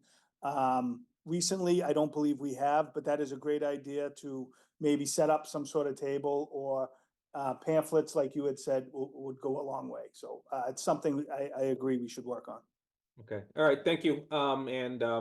I'll be voting in favor of the budget, so when ready, I'll make a motion, Chair, to move for approval. Thank you, guys. Thank you, Counselor. Thank you. Counselor Block. Thank you, Chair. I'm interested in your thoughts on the development decisions that this city has been making over the past few years, and what we'll continue to consider, and how it influences your staffing for the fire department and your training needs and your equipment needs. As these large-scale developments like Northland, Riverside, Dunstan East, with taller buildings and more concentration of population, how do you think about those challenges for you? Are they, I mean, I can't imagine they're built into this year's budget, but is that something that influences how you think about your equipment, your training, and your staffing levels? Yeah, great question. So it starts pretty early on with when we find out about one of these developments. We look at the impact it's going to have on call volume. Now that's a difficult task that we do our best to come up with the impacts. Right now we're comfortable with the 10 apparatus we have, but as that increases, as these projects increase, it does increase the call volume, as you've seen the last couple of years. So that's the first thing that we sort of try to track and try to foresee, is the amount of runs that we do because of these. The next thing is the fire prevention. So fire prevention is so important when it comes to these newer buildings, especially these high-rise buildings or these large capacity buildings because it really impacts the way you fight a fire. You certainly don't fight a fire in in one of these apartment buildings the same way you fight a fire in a single or single family home. So things like sprinklers and standpipes and alarm systems and notification really become critical. And that's fire prevention's there from pretty much day one, making sure we have those systems in place so that if a fire does occur, it remains small and we can control it. The third piece, we have stepped up our training and our equipment when it comes to standpipes. So any larger building will have an internal way of getting water to our hose lines, which we can deploy into the room that's on fire. So we've stepped up our efforts in standpipe training and in equipment that'll make that easier for us to deploy. So we definitely look at those three areas and each time one of these developments comes into the city. Thank you. Just a request that as the city council continues to receive proposals for special permits, that you make sure you inform us if there are budget implications, because that's something we should know about as we debate these things. Thanks very much. Thank you. Thank you. Councillor Bixby. Well, I was going to have a different question, but I do, I was just doing some quick research. The population of Newton in 2012 and the population of Newton in 2021 was about the same, but the number of calls was different. So I'm not sure if you have a reaction to why that might be. Just Honestly, building out that previous conversation. Yeah, I don't. We've looked at the research that we've done to try to figure that out, because it is something that we're trying to stay on top of. Why a call volume increased by 500? That's quite a jump in a year. But we saw it go up universally, right? So EMS calls went up, accidents went up, suppression went up, which tells us that it's just busier. Now, I'm not sure that's directly related to population. Could be people working in the city, could be people traveling through the city. It does become a pretty big commuter city, coming through it. So we do quite a few calls on the highways coming into town. So I don't really know the answer to that, but the research we've been showing just shows there's just more volume. Interesting, thanks. So my question was about the EMS contract. This is the right place to ask about that as well, yes? Sure. Yes. Okay, I guess I was just wondering, one, how you think that's all going, and two, where we see that line item in the budget. So I didn't see a specific line item for it, so where the contract is reflected.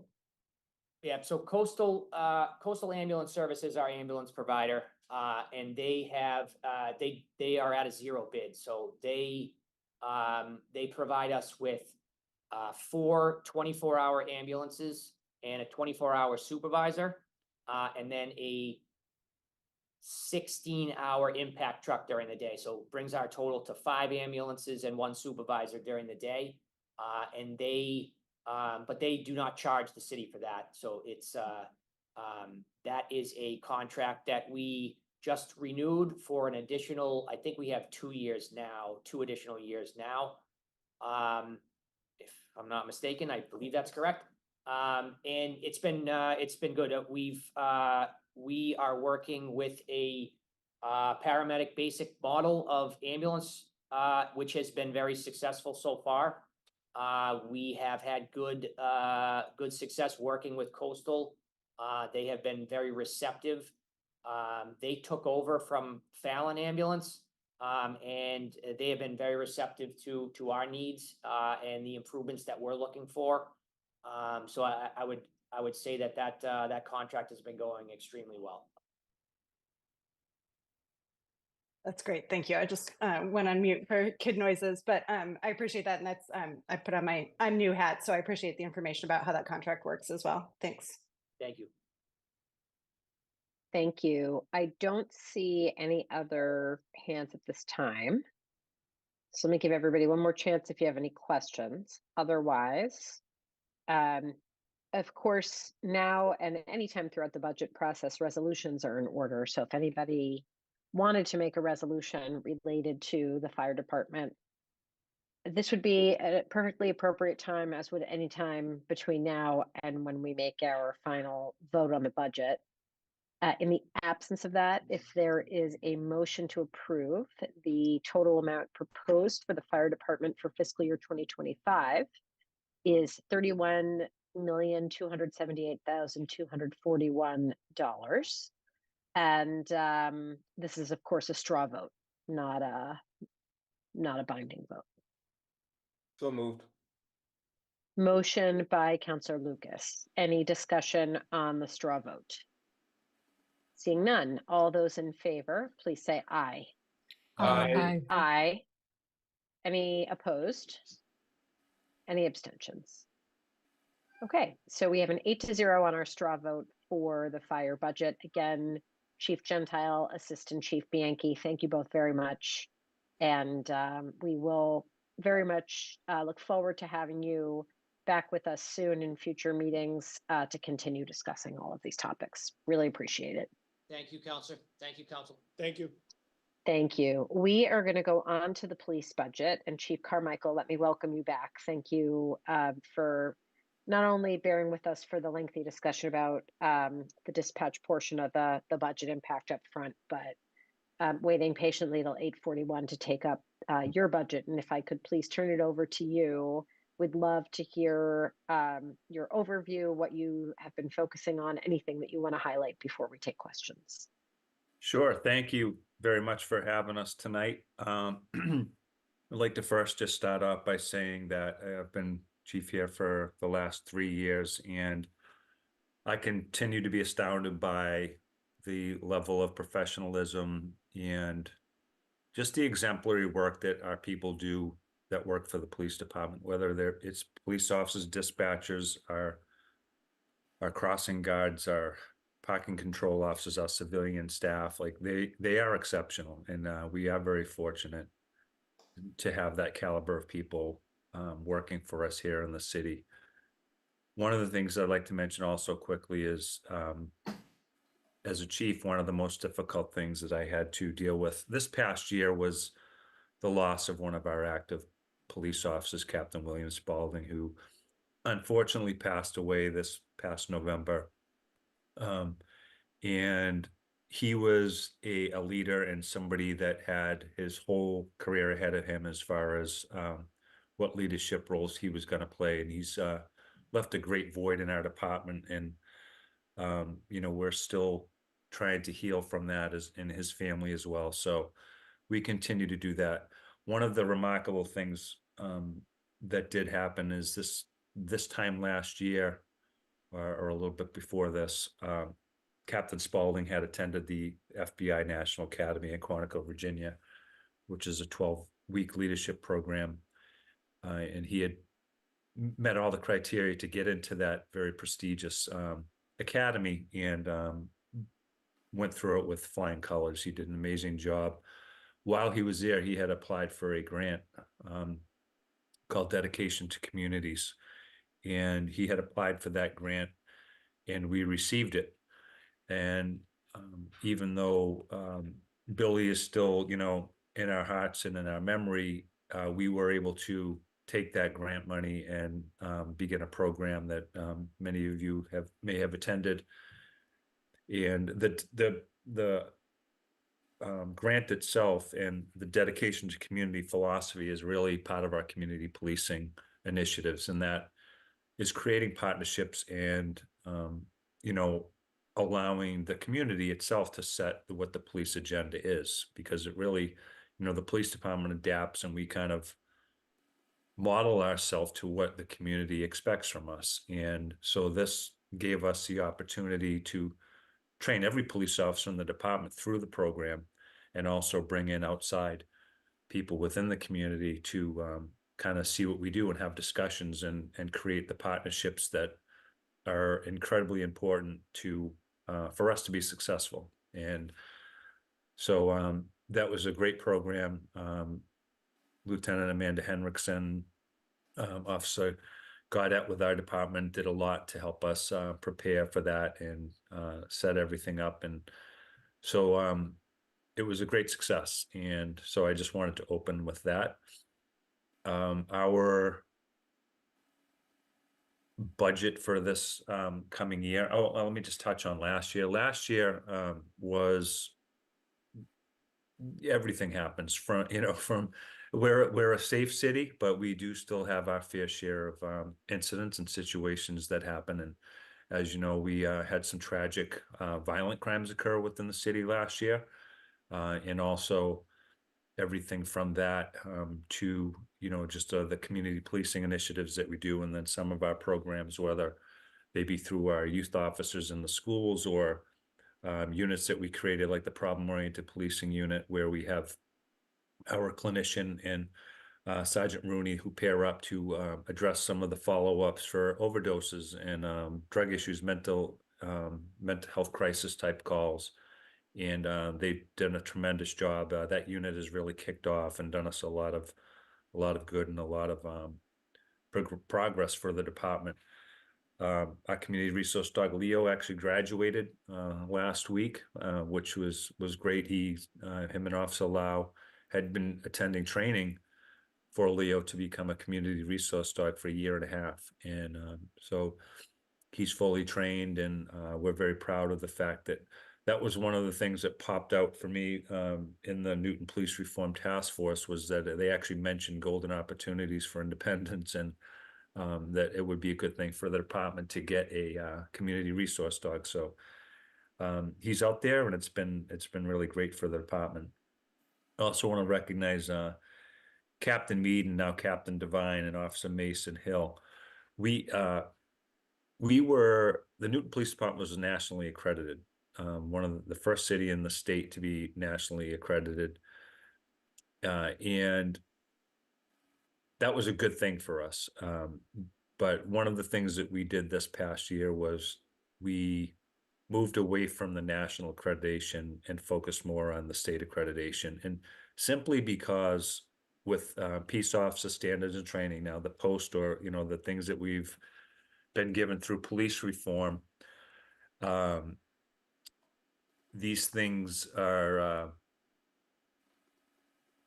the police reform stuff, like when you look at the standards that are associated with it, we wanted something that was more going to align with what Massachusetts is doing. So when you're looking at national accreditation, there are other states that might be doing things a little bit differently than us. So we kind of moved away from the national accreditation, and we went with the state of Massachusetts accreditation system. And those officers, within 1 year's time frame, started that process, and we got through the whole process literally like last week. And that is just like a tremendous achievement. They worked on it every day, and now we're going to become state accredited, and all of our policies and our procedures, our protocol, and everything is going to align with what Massachusetts does and what post standards require us to do. And so those are just some good things that the department has been working on. And I know Councilor Downs had mentioned, where we have some new counselors, like what our philosophy is really on policing and what 21st century policing is.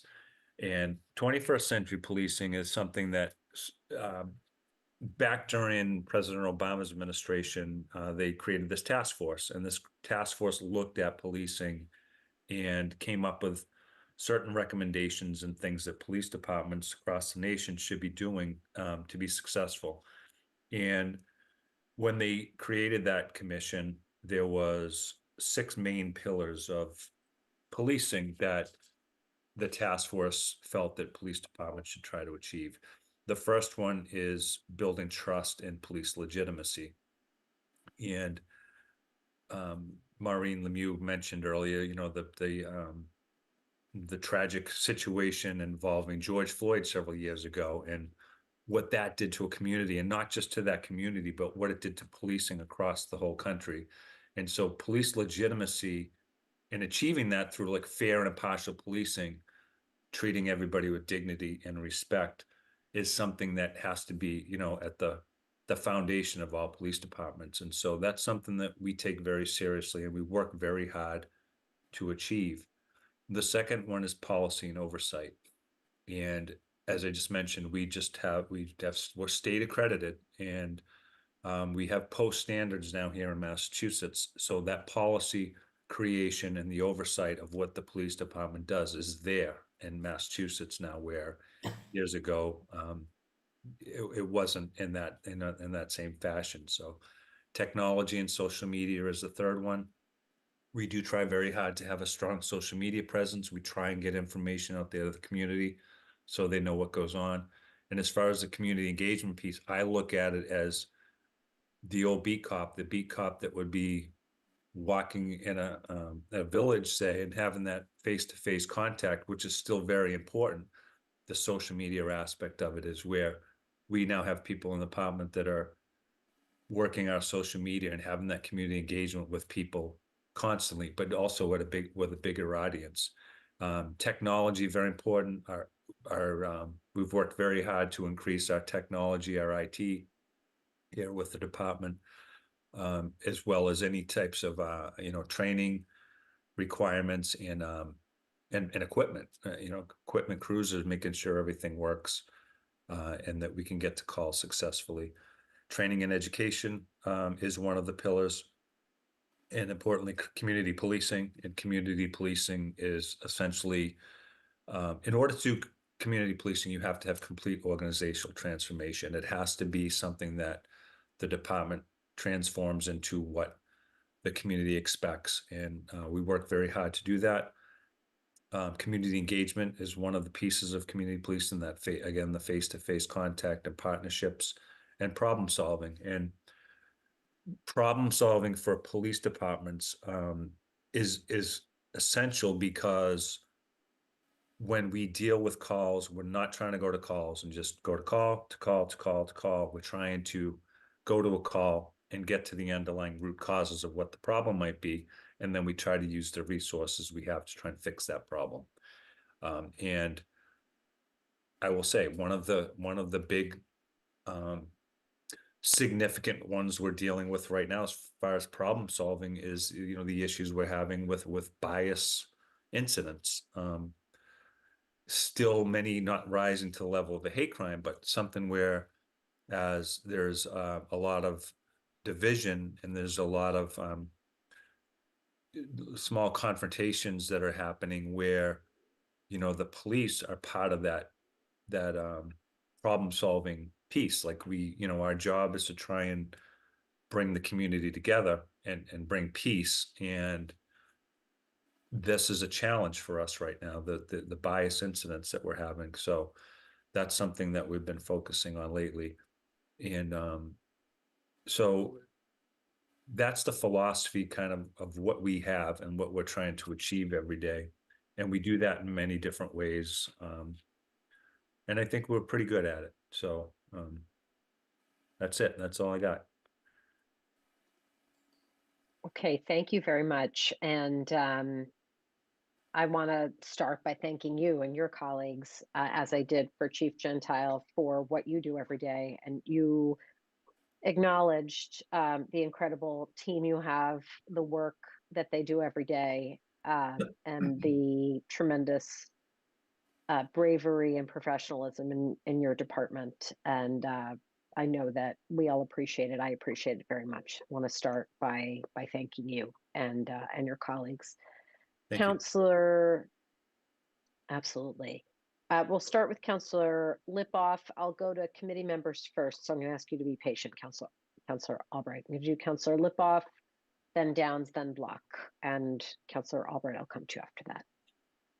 Thank you very much. No questions on the budget. Just going to reiterate what Counselor Grossman just said. Chair Grossman. What your department has been through over the past year or so has been incredible. And the way you've handled every trial and tribulation, I have been very proud of the force. I want to say that the half a day that I spent at that program in honor of Billy Spalding, it was, I think I was there with Randy Block. We were sitting together. It was tremendous. It was tremendous on so many levels. It spoke to me as an elected official, but the citizens that were there, it spoke to them on a different level.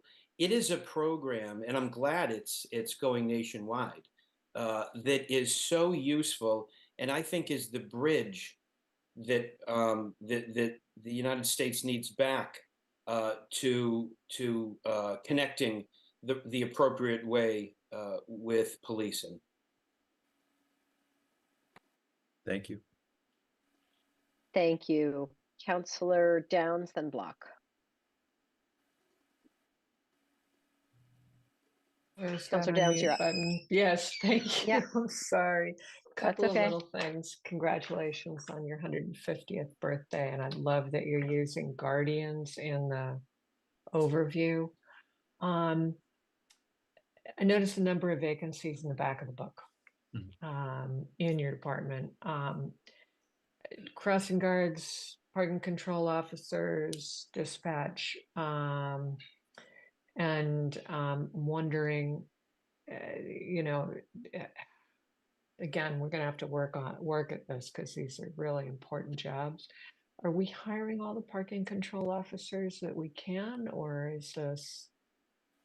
Because I would imagine that would also bring in some general fund revenue and would help also with some of the scofflaw behavior we're seeing. Yes, we're trying. So yeah, so the situation with the police department in general, as we've been talking about a couple of times tonight, the recruitment has been very challenging. We talked about dispatches earlier. We run into the same issues with our crossing guards, parking control, and with police officers. We're 5 short right now for police officers. We have vacancies, and we have 5 that are in the academy right now. And as my colleagues in the fire department were speaking about earlier, that's a huge investment, and it's a huge time issue for us. It takes about 6 months to train a police officer in the police academy. As I mentioned, we have 5 in there right now. And then they come out and they're 12 weeks field training. So that's a significant amount of time. So it takes, by the time a police officer is actually called in off the list and they're out on the street on their own, is about a year's time frame. So a lot goes into that. We still have our challenges with recruitment, not just because it's unique to us, but because it's a situation that's experienced nationally here in Massachusetts. And there's a lot of things that, that are trying to be done to help with that. Civil service is one thing. There's some legislation that's filed right now to try and tighten up some of the shortfalls of civil service to help with recruitment and access to good candidates. We used to have several hundred people on our civil service lists just for the city of Newton. And the last couple of exams that we've had up, around 20. I think 25, 26 might have been the highest we had. That is well below where we need to be as far as for numbers for recruiting police officers. And essentially what happens is once we burn through that list, we're on the statewide list.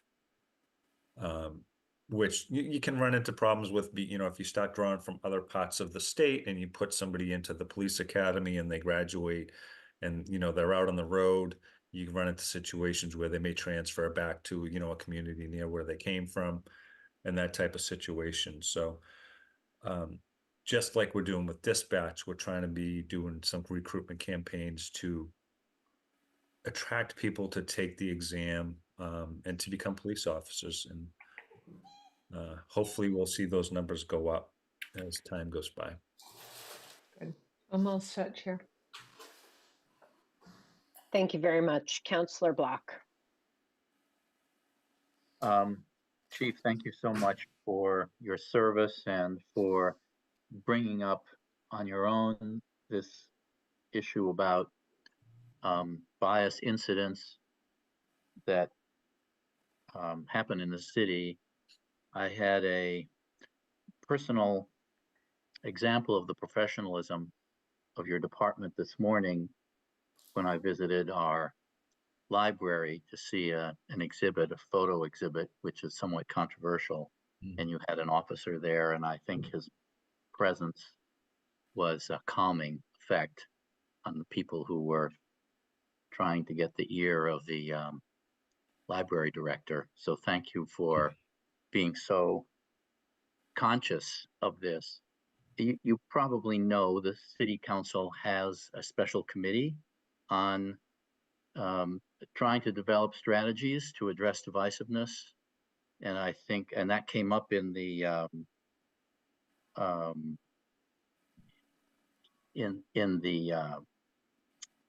the thing that Councilor Lipoff mentioned earlier on community policing. And there was a lot of discussion about initiatives that the police department could take to reach out more to the community through the schools, through churches. And I hope you'll think about that, and maybe our own committee will include actions that your department could take that might help us all listen to each other and respect each other more. That may not be the first role that one thinks of with police departments, but I appreciate you bringing it up. So I just applaud that, and look forward to working with you and seeing that involvement in the years to come. That's it. Thanks. Thank you. Appreciate that. Thank you. Counselor Albright. Thank you, Madam Chair.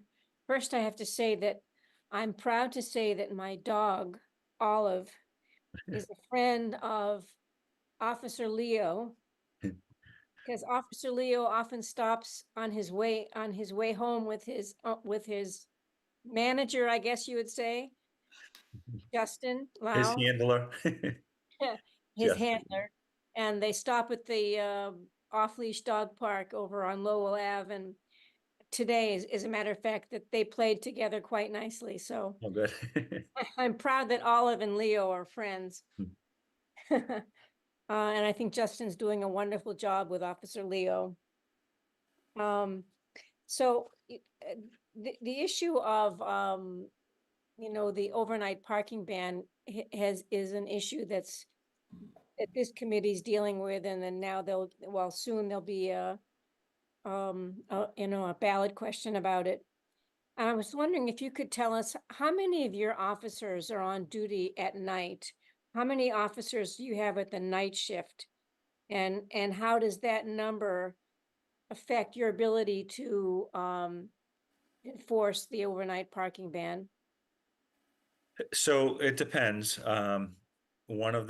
Well, respectfully, just so everyone knows, I don't typically reveal how many officers are out on the street at a particular time. Like, we can always have that conversation offline, but I try not to advertise that Makes sense. for obvious reasons. But there are times, because of the staffing issues that we run into, that we are routinely running below what our staffing typically is. And as chief, I can basically dictate what the staffing is on each shift, but you have to avoid the possibility where, our officers can be placed in danger, or the public is itself, and we're not adequately staffed to deal with some of the issues that arise. So we do run below our minimum at times, which is very challenging. And not to say that we can't deal with those things and enforce those things. Sometimes it becomes a challenge for us, for sure. Thank you for that. I know that over the years, I've been very interested in the overnight parking ban, and individuals are sometimes don't understand why the police department can't. Oh, let's just implement a parking permit system where police can go up and down the streets and tag overnight cars that are parked improperly overnight. And I've come to understand over the years that it's difficult. It's difficult for us to have enough police to be able to spend the time tagging people who are overnight parking ban and scofflaws, let's call them, as opposed to doing other things which may be more important and more life-saving than giving tickets to people who are parking overnight. So that enough said about that. I did hear recently, and it was in the news, and they were putting it in the context of the Floyd, all of the police issues that happened with the Floyd riots or protests or whatever. And they're saying for the first year that police departments are seeing more recruits than before. Are we not seeing that in Massachusetts? We are not seeing that yet. Civil service. So what's happening is that many departments are coming out of civil service, and when they do that, the law requires them to come out of it the same way that they went in. So there's many departments that chose to come out of civil service that are now waiting for the legislature to approve those home rule petitions and everything to make that happen. But so generally, like, what's happening is some police candidates are taking those non-civil service exams and either getting hired that route, or they're taking both. Some may be taking the civil service exam as well as the other local ones that are being offered out there. So I'm not seeing that yet. We're not seeing that yet with our numbers. I'm hoping that they are creeping back up, but that'll probably take some time to see how that pans out. But right now, we're still, I think our last exam, we're still like in the mid-20s as far as candidates that are taking our exam. Okay, thank you very much for that information. Yeah, and the thing is, like, when you think of any position where you would post as for employment, 25 candidates even for one position might not suffice. So imagine for a police officer, we have significant background checks and all these other things that kind of come into play. It's the recruitment has really been tough. I think we've been very lucky in Newton our past few hires, where we've been able to diversify the department a little bit, and we've been able to get some very strong candidates. But it's almost like we get to the end of that group of candidates and then it kind of falls off. So and then we're on the statewide list. Okay, thank you very much. And I have one last question, and that has to do with and I know this has come up before, the inability of the off-leash dog specialist that's hired by the Parks and Rec Department to give tickets to people who are in off-leash areas where they shouldn't be. And I know this is I do understand that this is a union issue. But it and I haven't really spoken with you about it very often or very deeply in the past since you've been the chief. But I know that the scofflaws in the off-leash dog arena are stopped by this off-leash dog specialist who has the inability to actually ticket them, which means that tomorrow they'll probably do the same thing they did today, because they know they're not going to get a ticket for doing it. And if there's anything that you can do to convince our police unions to give the ability to our off-leash dog specialists hired in the Parks and Rec Department to give tickets, it would just immensely help the whole city. So if there's any way I can ask you to ask your unions to change their minds on this topic, I'm putting that before you and asking Sure. for your help. Sure, and I'm happy to discuss that further. One of the problems we've had is with our staff and came with the animal control officer. We do have somebody working as our animal control officer. But you know, again, we're because of we're stretched so thin, we get it gets tough to have somebody just concentrate on one thing like the animal control stuff. But we are doing our best, but certainly happy to talk to you about, you know, what we can do better. Okay, thank you. And I know that by standards of other police departments, we are, is it appropriate to say that we are a bit understaffed? And so I guess I understand why you're not putting on more animal control officers, because you need officers to deal with humans who have problems. So I Yeah. understand.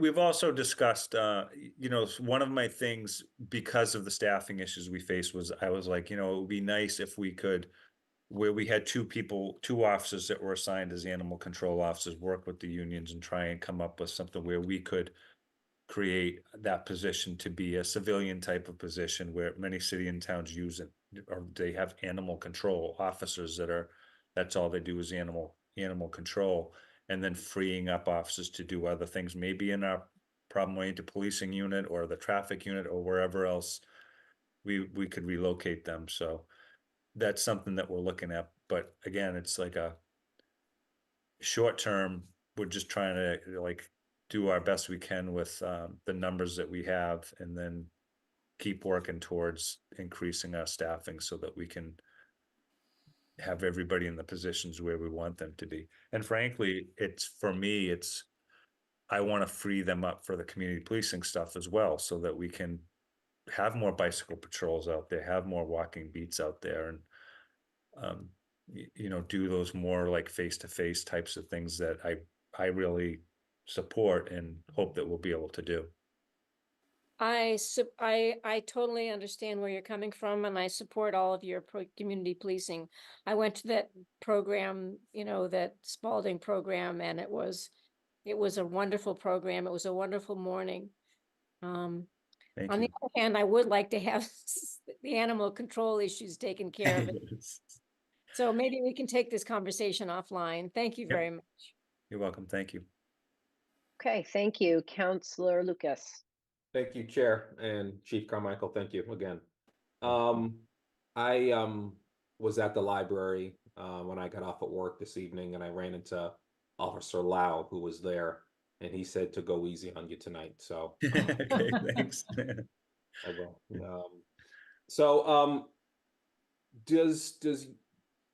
Does your department still hand out those tickets for good behavior?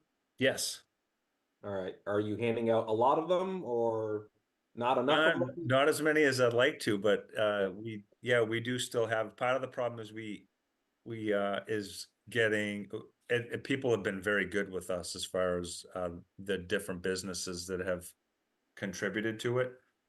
But if I can throw a plug out there right now, if there's any businesses in the city that would like to be a part of our positive ticket program, we're all open to it.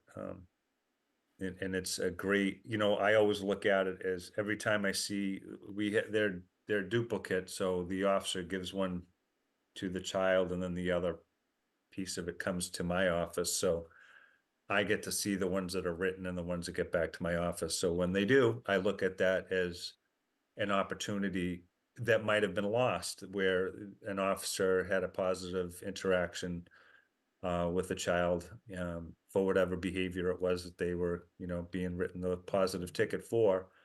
And I always look at it as that,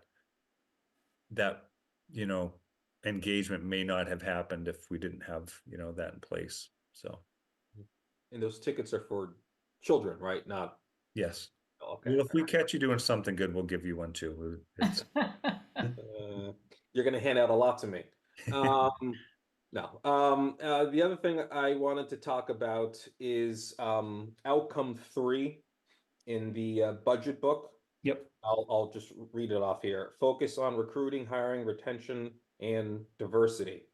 And just if you could just speak to that and just how you're trying to get to I guess, a more diverse police department? Yes. If you could just speak to that, please. Thank you. So, well, one of the things is that we need to do is encourage the age cohorts that are eligible to become police officers to take the exam, and that includes diverse backgrounds. So anybody that you know, may be thinking about it, or maybe they're not thinking about it, but it's something that they might be interested in. It's part of our recruitment is to get that word out there that, you know, our police department wants to represent and be representative of the community we serve, and not just in Newton, but Massachusetts. We want to have a diverse department all across the board. The problems you run into are when you know, under civil service, and I'm not just saying civil service, but the recruitment process when you hire a police officer. Say, for example, we're going to hire one officer. Under the civil service guidelines, we can only select that officer from the top 3 people on the list.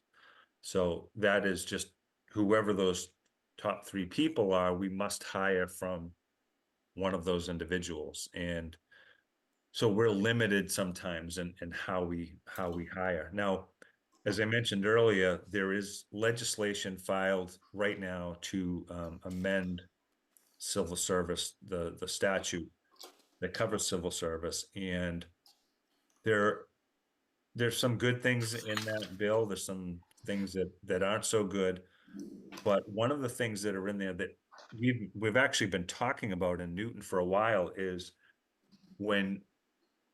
residency preference, right? So if you live in the city of Newton and you take the police exam, you essentially will go right on to your residential list. It's always the fastest route to become a police officer in Massachusetts, to be hired in the community that you live in. But, you know, then again, we have students, we have Metco students, we have students that might be coming from out of the city that come into the city. And what the new bill would do would be allow candidates that went to high school in the city where they may not have come from, and they can essentially get residency preference. So it would be just as if they live in the city, where they could be put on our list, and then we could recruit them with that residency preference. And I think that's something that I wish they did a long time ago, because it would really help with that. And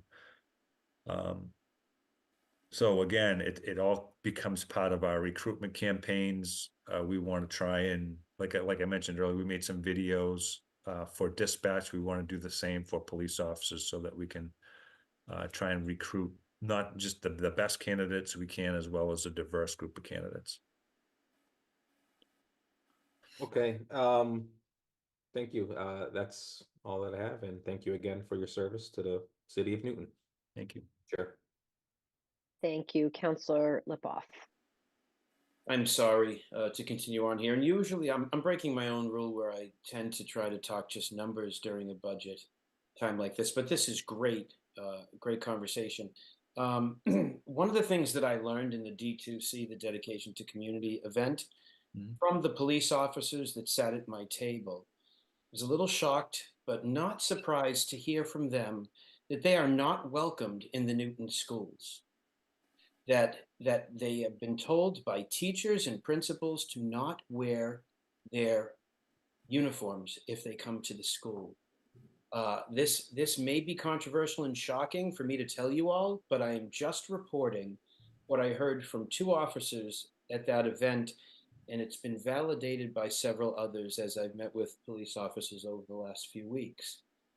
Chief, can you validate what I just said? So I can. So one of our officers that was within our Community Services Bureau, who was an exemplary officer, somebody who's very well respected in the community and looked up to by a lot of the children, is very revered by the parents and really the teachers and the faculty at the schools. And she recently resigned from the Bureau, and obviously for a chief that I want to know why. So I did meet with her and I found out that that was one of the things that she was very upset about, that had been told by some schools that that she wasn't to wear a uniform, or essentially the tools of the trade that a police officer would essentially wear. And that was the first I had heard of anything like that as well, which was just recently. And so I intend to, Superintendent Nolan has been great, a great partner for us to work with so far on the between the police and the school partnership. So I'm looking forward to, having that conversation with her. I don't understand, like, in today's day and age where we're trying to break down those types of barriers, and I will say too that, in my time as a police officer, I started my time in the schools as a DARE officer, and I'm sure everybody may remember that program. It was Drug Abuse Resistance Education, which was when police officers were trained to go into classrooms and talk to kids about drugs and risky behavior and things like that. And I can remember that resistance back then. It was very real, and it took a long time for us to kind of break down those barriers. And today is no different. There's, as we've mentioned, we've seen a lot of things happen in policing the last few years where there's been misconduct that like spread nationally, and it really did harm the reputation of the police, and it affected the trust and that mutual respect between the police and members of the community. And so those things, those barriers are just things that we have to continue to break down. And I hope that we're going to have the opportunity to be able to do that. Well, I would say that we need to create the opportunity, and we need to be proactive as a city, and we need to work on this. As a child, I remember my earliest memories were of Officer Feely. I don't know if anybody's old enough to remember. Officer Feely, no, Tariq, you're not. That it was a rite of passage when you got to the age where you could ride a two-wheeler bike. I don't know, it was probably third grade or something. And Officer Feely would come, he came to Bowen School where I was, and you'd all go outside and he would teach you the rules of the road for bicycles. And you felt so grown up, and here was somebody from the police department that was giving you the knowledge. And that early touch for me was, hey, police are great, that's gone. Along with the short staffing, we don't have people walking the beat and getting to know people in our village centers, and we don't have them in the schools making a connection early on. So for me, when I heard that, it was quite disturbing on several levels. And I think that the executive branch, human resources, the police, I think everybody, and Superintendent Nolan, I think this is something that needs to be addressed and actively worked on. Thank you. Can I just ask a follow-up question? If it's appropriate, can one or both of you say more about exactly what happened? I mean, we have school resource officers in the school. Don't they wear their uniforms? I know they're not in the school full time, but they're there regularly. Are they not wearing their uniforms going to the school? Yes, they do wear a uniform, but they wear a much lower profile uniform. That many times our youth officers are in plain clothes. There's times when they're in uniform as well, but the vast majority of the time they are dressed down, but they're still police officers, and our officers have been asked, not to carry firearms or some of their gear and that kind of thing. And the reality of it is that that those are the tools of their trade. Those are the things that they're trained to use, and they are the police officers with our community who are expected to protect us in situations that require it. And so again, like this, this was very new to me, hearing that, and something that I think that we certainly need to work on, so that the officers have to feel welcome, no matter where they are. And, you know, ironically, if you go back and we look at the Newton Police Reform Task Force, what we do, and what I've seen a lot of people do, is they focus on the entire first half of that report.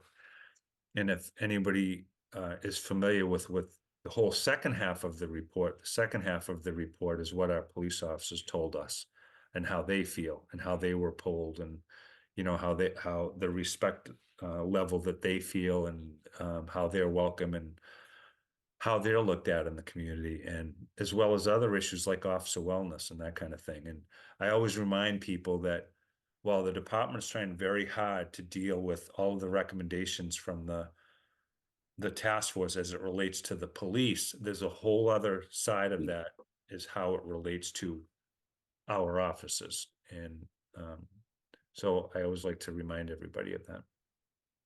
Okay, well, maybe we can talk about this offline. I still don't think I understand the context of the particular incident, but I would like to. Chair Grossman, there's more than one, and it was specifically said to me that teachers came up and said, if you come to our school, you know, we don't want you wearing a uniform. One said they weren't welcome. So there's multiple situations. The chief may have heard from one on an exit interview, but I heard from two at the D2C event. Okay, I still want to understand the context. Like, are these officers who were invited to come to school to address a certain topic and then they showed up, or was this just in the regular course of patrolling the city? I mean, I don't think I quite understand. Inside of school, I can't tell you the context. Yeah, Okay. well, one of the officers is a was assigned in our community services bureau as a youth officer. So they're in the Okay. schools all the time. Yeah. She's in the school. She's assigned to schools. Yes. Okay. Well, obviously, this is something we need to talk about more in this coming year. I have two really quick budget related questions. I don't see any other hands, but anybody else, if you want to add more, this is your time. Otherwise, I'm going to call for a motion in a minute. We talked recently in this committee about a traffic enforcement bureau, for lack of a better word, and specifically a motorcycle replacement program that could really make that possible for pretty reasonable amounts of money. Is that incorporated in this budget? Do you have the funds here to pursue that? Yes, thank you. That is something that we want to look at. I will say that probably the number one complaint that the police department gets is traffic, either traffic complaints, speeding complaints, distracted driving, aggressive driving. Those are the things that will really prompt somebody to call the police, and something that we deal with quite frequently. And we do everything we can to assign directed patrols, whether it be from our traffic bureau or whether it be from patrol, to deploy out to these problem areas or these locations where we get complaints, and to do some enforcement. The staffing issue, when sometimes the problem is the officer might get out there, they set up, and then they get called off because they're still assigned to an area that they have to cover and they're responsible for, so they will get called off. What I want to try and do is, when I first came to the department, we had 3 motorcycles. One of them was a 2007 Harley Davidson, and having been a motorcycle officer during my career, I had never seen a motorcycle that old still being used by a department. Usually what will happen is some departments lease them, other departments will rotate them out. And so my goal was to obviously get rid of that 2007, which we just did this past year, and get a 4th motorcycle and start to put those motorcycles on a rotation, a 4-year rotation. So essentially we would be, with the 4 motorcycles, we would be getting and trading in one every year for a new one, and the 4-year-old one would go out. The reason why the program works so well when you do it that way is because the trade-in on them at that age, when they're 3-4 years old, is typically about half of what the total cost of the motorcycle is. So essentially, we would be purchasing a motorcycle every year for half of the total cost of it. Now, one of the other things we did is our motorcycles are fully outfitted for patrol. In other words, it's a smaller version of a patrol car where they have all of the same equipment on the bike, believe it or not. So they are patrol ready, but they're also, I want to have it so that however we make it work, either a unit or whether it's assigned to our traffic bureau or patrol, where they would be able to go out and deploy specifically for all of these traffic complaints we get and hit areas like where we have high crashes and that kind of thing to do more enforcement. Okay, thank you. On the IT topic, do you have the funds you need to continue to address the issues that we know you've had to invest in over the last maybe year and a half or whatever it's been? Yes, we do. Thank you. We do have some IT stuff that's in the CIP, but we also have stuff within the budget. Our IT director is Matt Toshio, who he was with Needham, the town of Needham, before we took him. He has done an absolute phenomenal job in dealing with our servers and with our telephones and our radios and just the entire IT infrastructure of the police department, which, by the way, is extremely complex. When you think about the mobile data computers and everything within the cruisers, the computers that we use in dispatch that tie into the state police and the FBI, and just the network itself is just, it's very complicated, and he's done an amazing job, like bringing us to where we are right now. I mean, he came in and we were literally like 10 or 15 years behind where we would be expected to be. And him and his bureau have done a tremendous job, like advancing us to where we are right now. There's still plenty more to do, but we're in a good place right now. That's very encouraging to hear. I appreciate that. Okay, I don't see other hands. It is about 9:30, and I really appreciate everybody's thoughtfulness and patience as we've had these discussions tonight.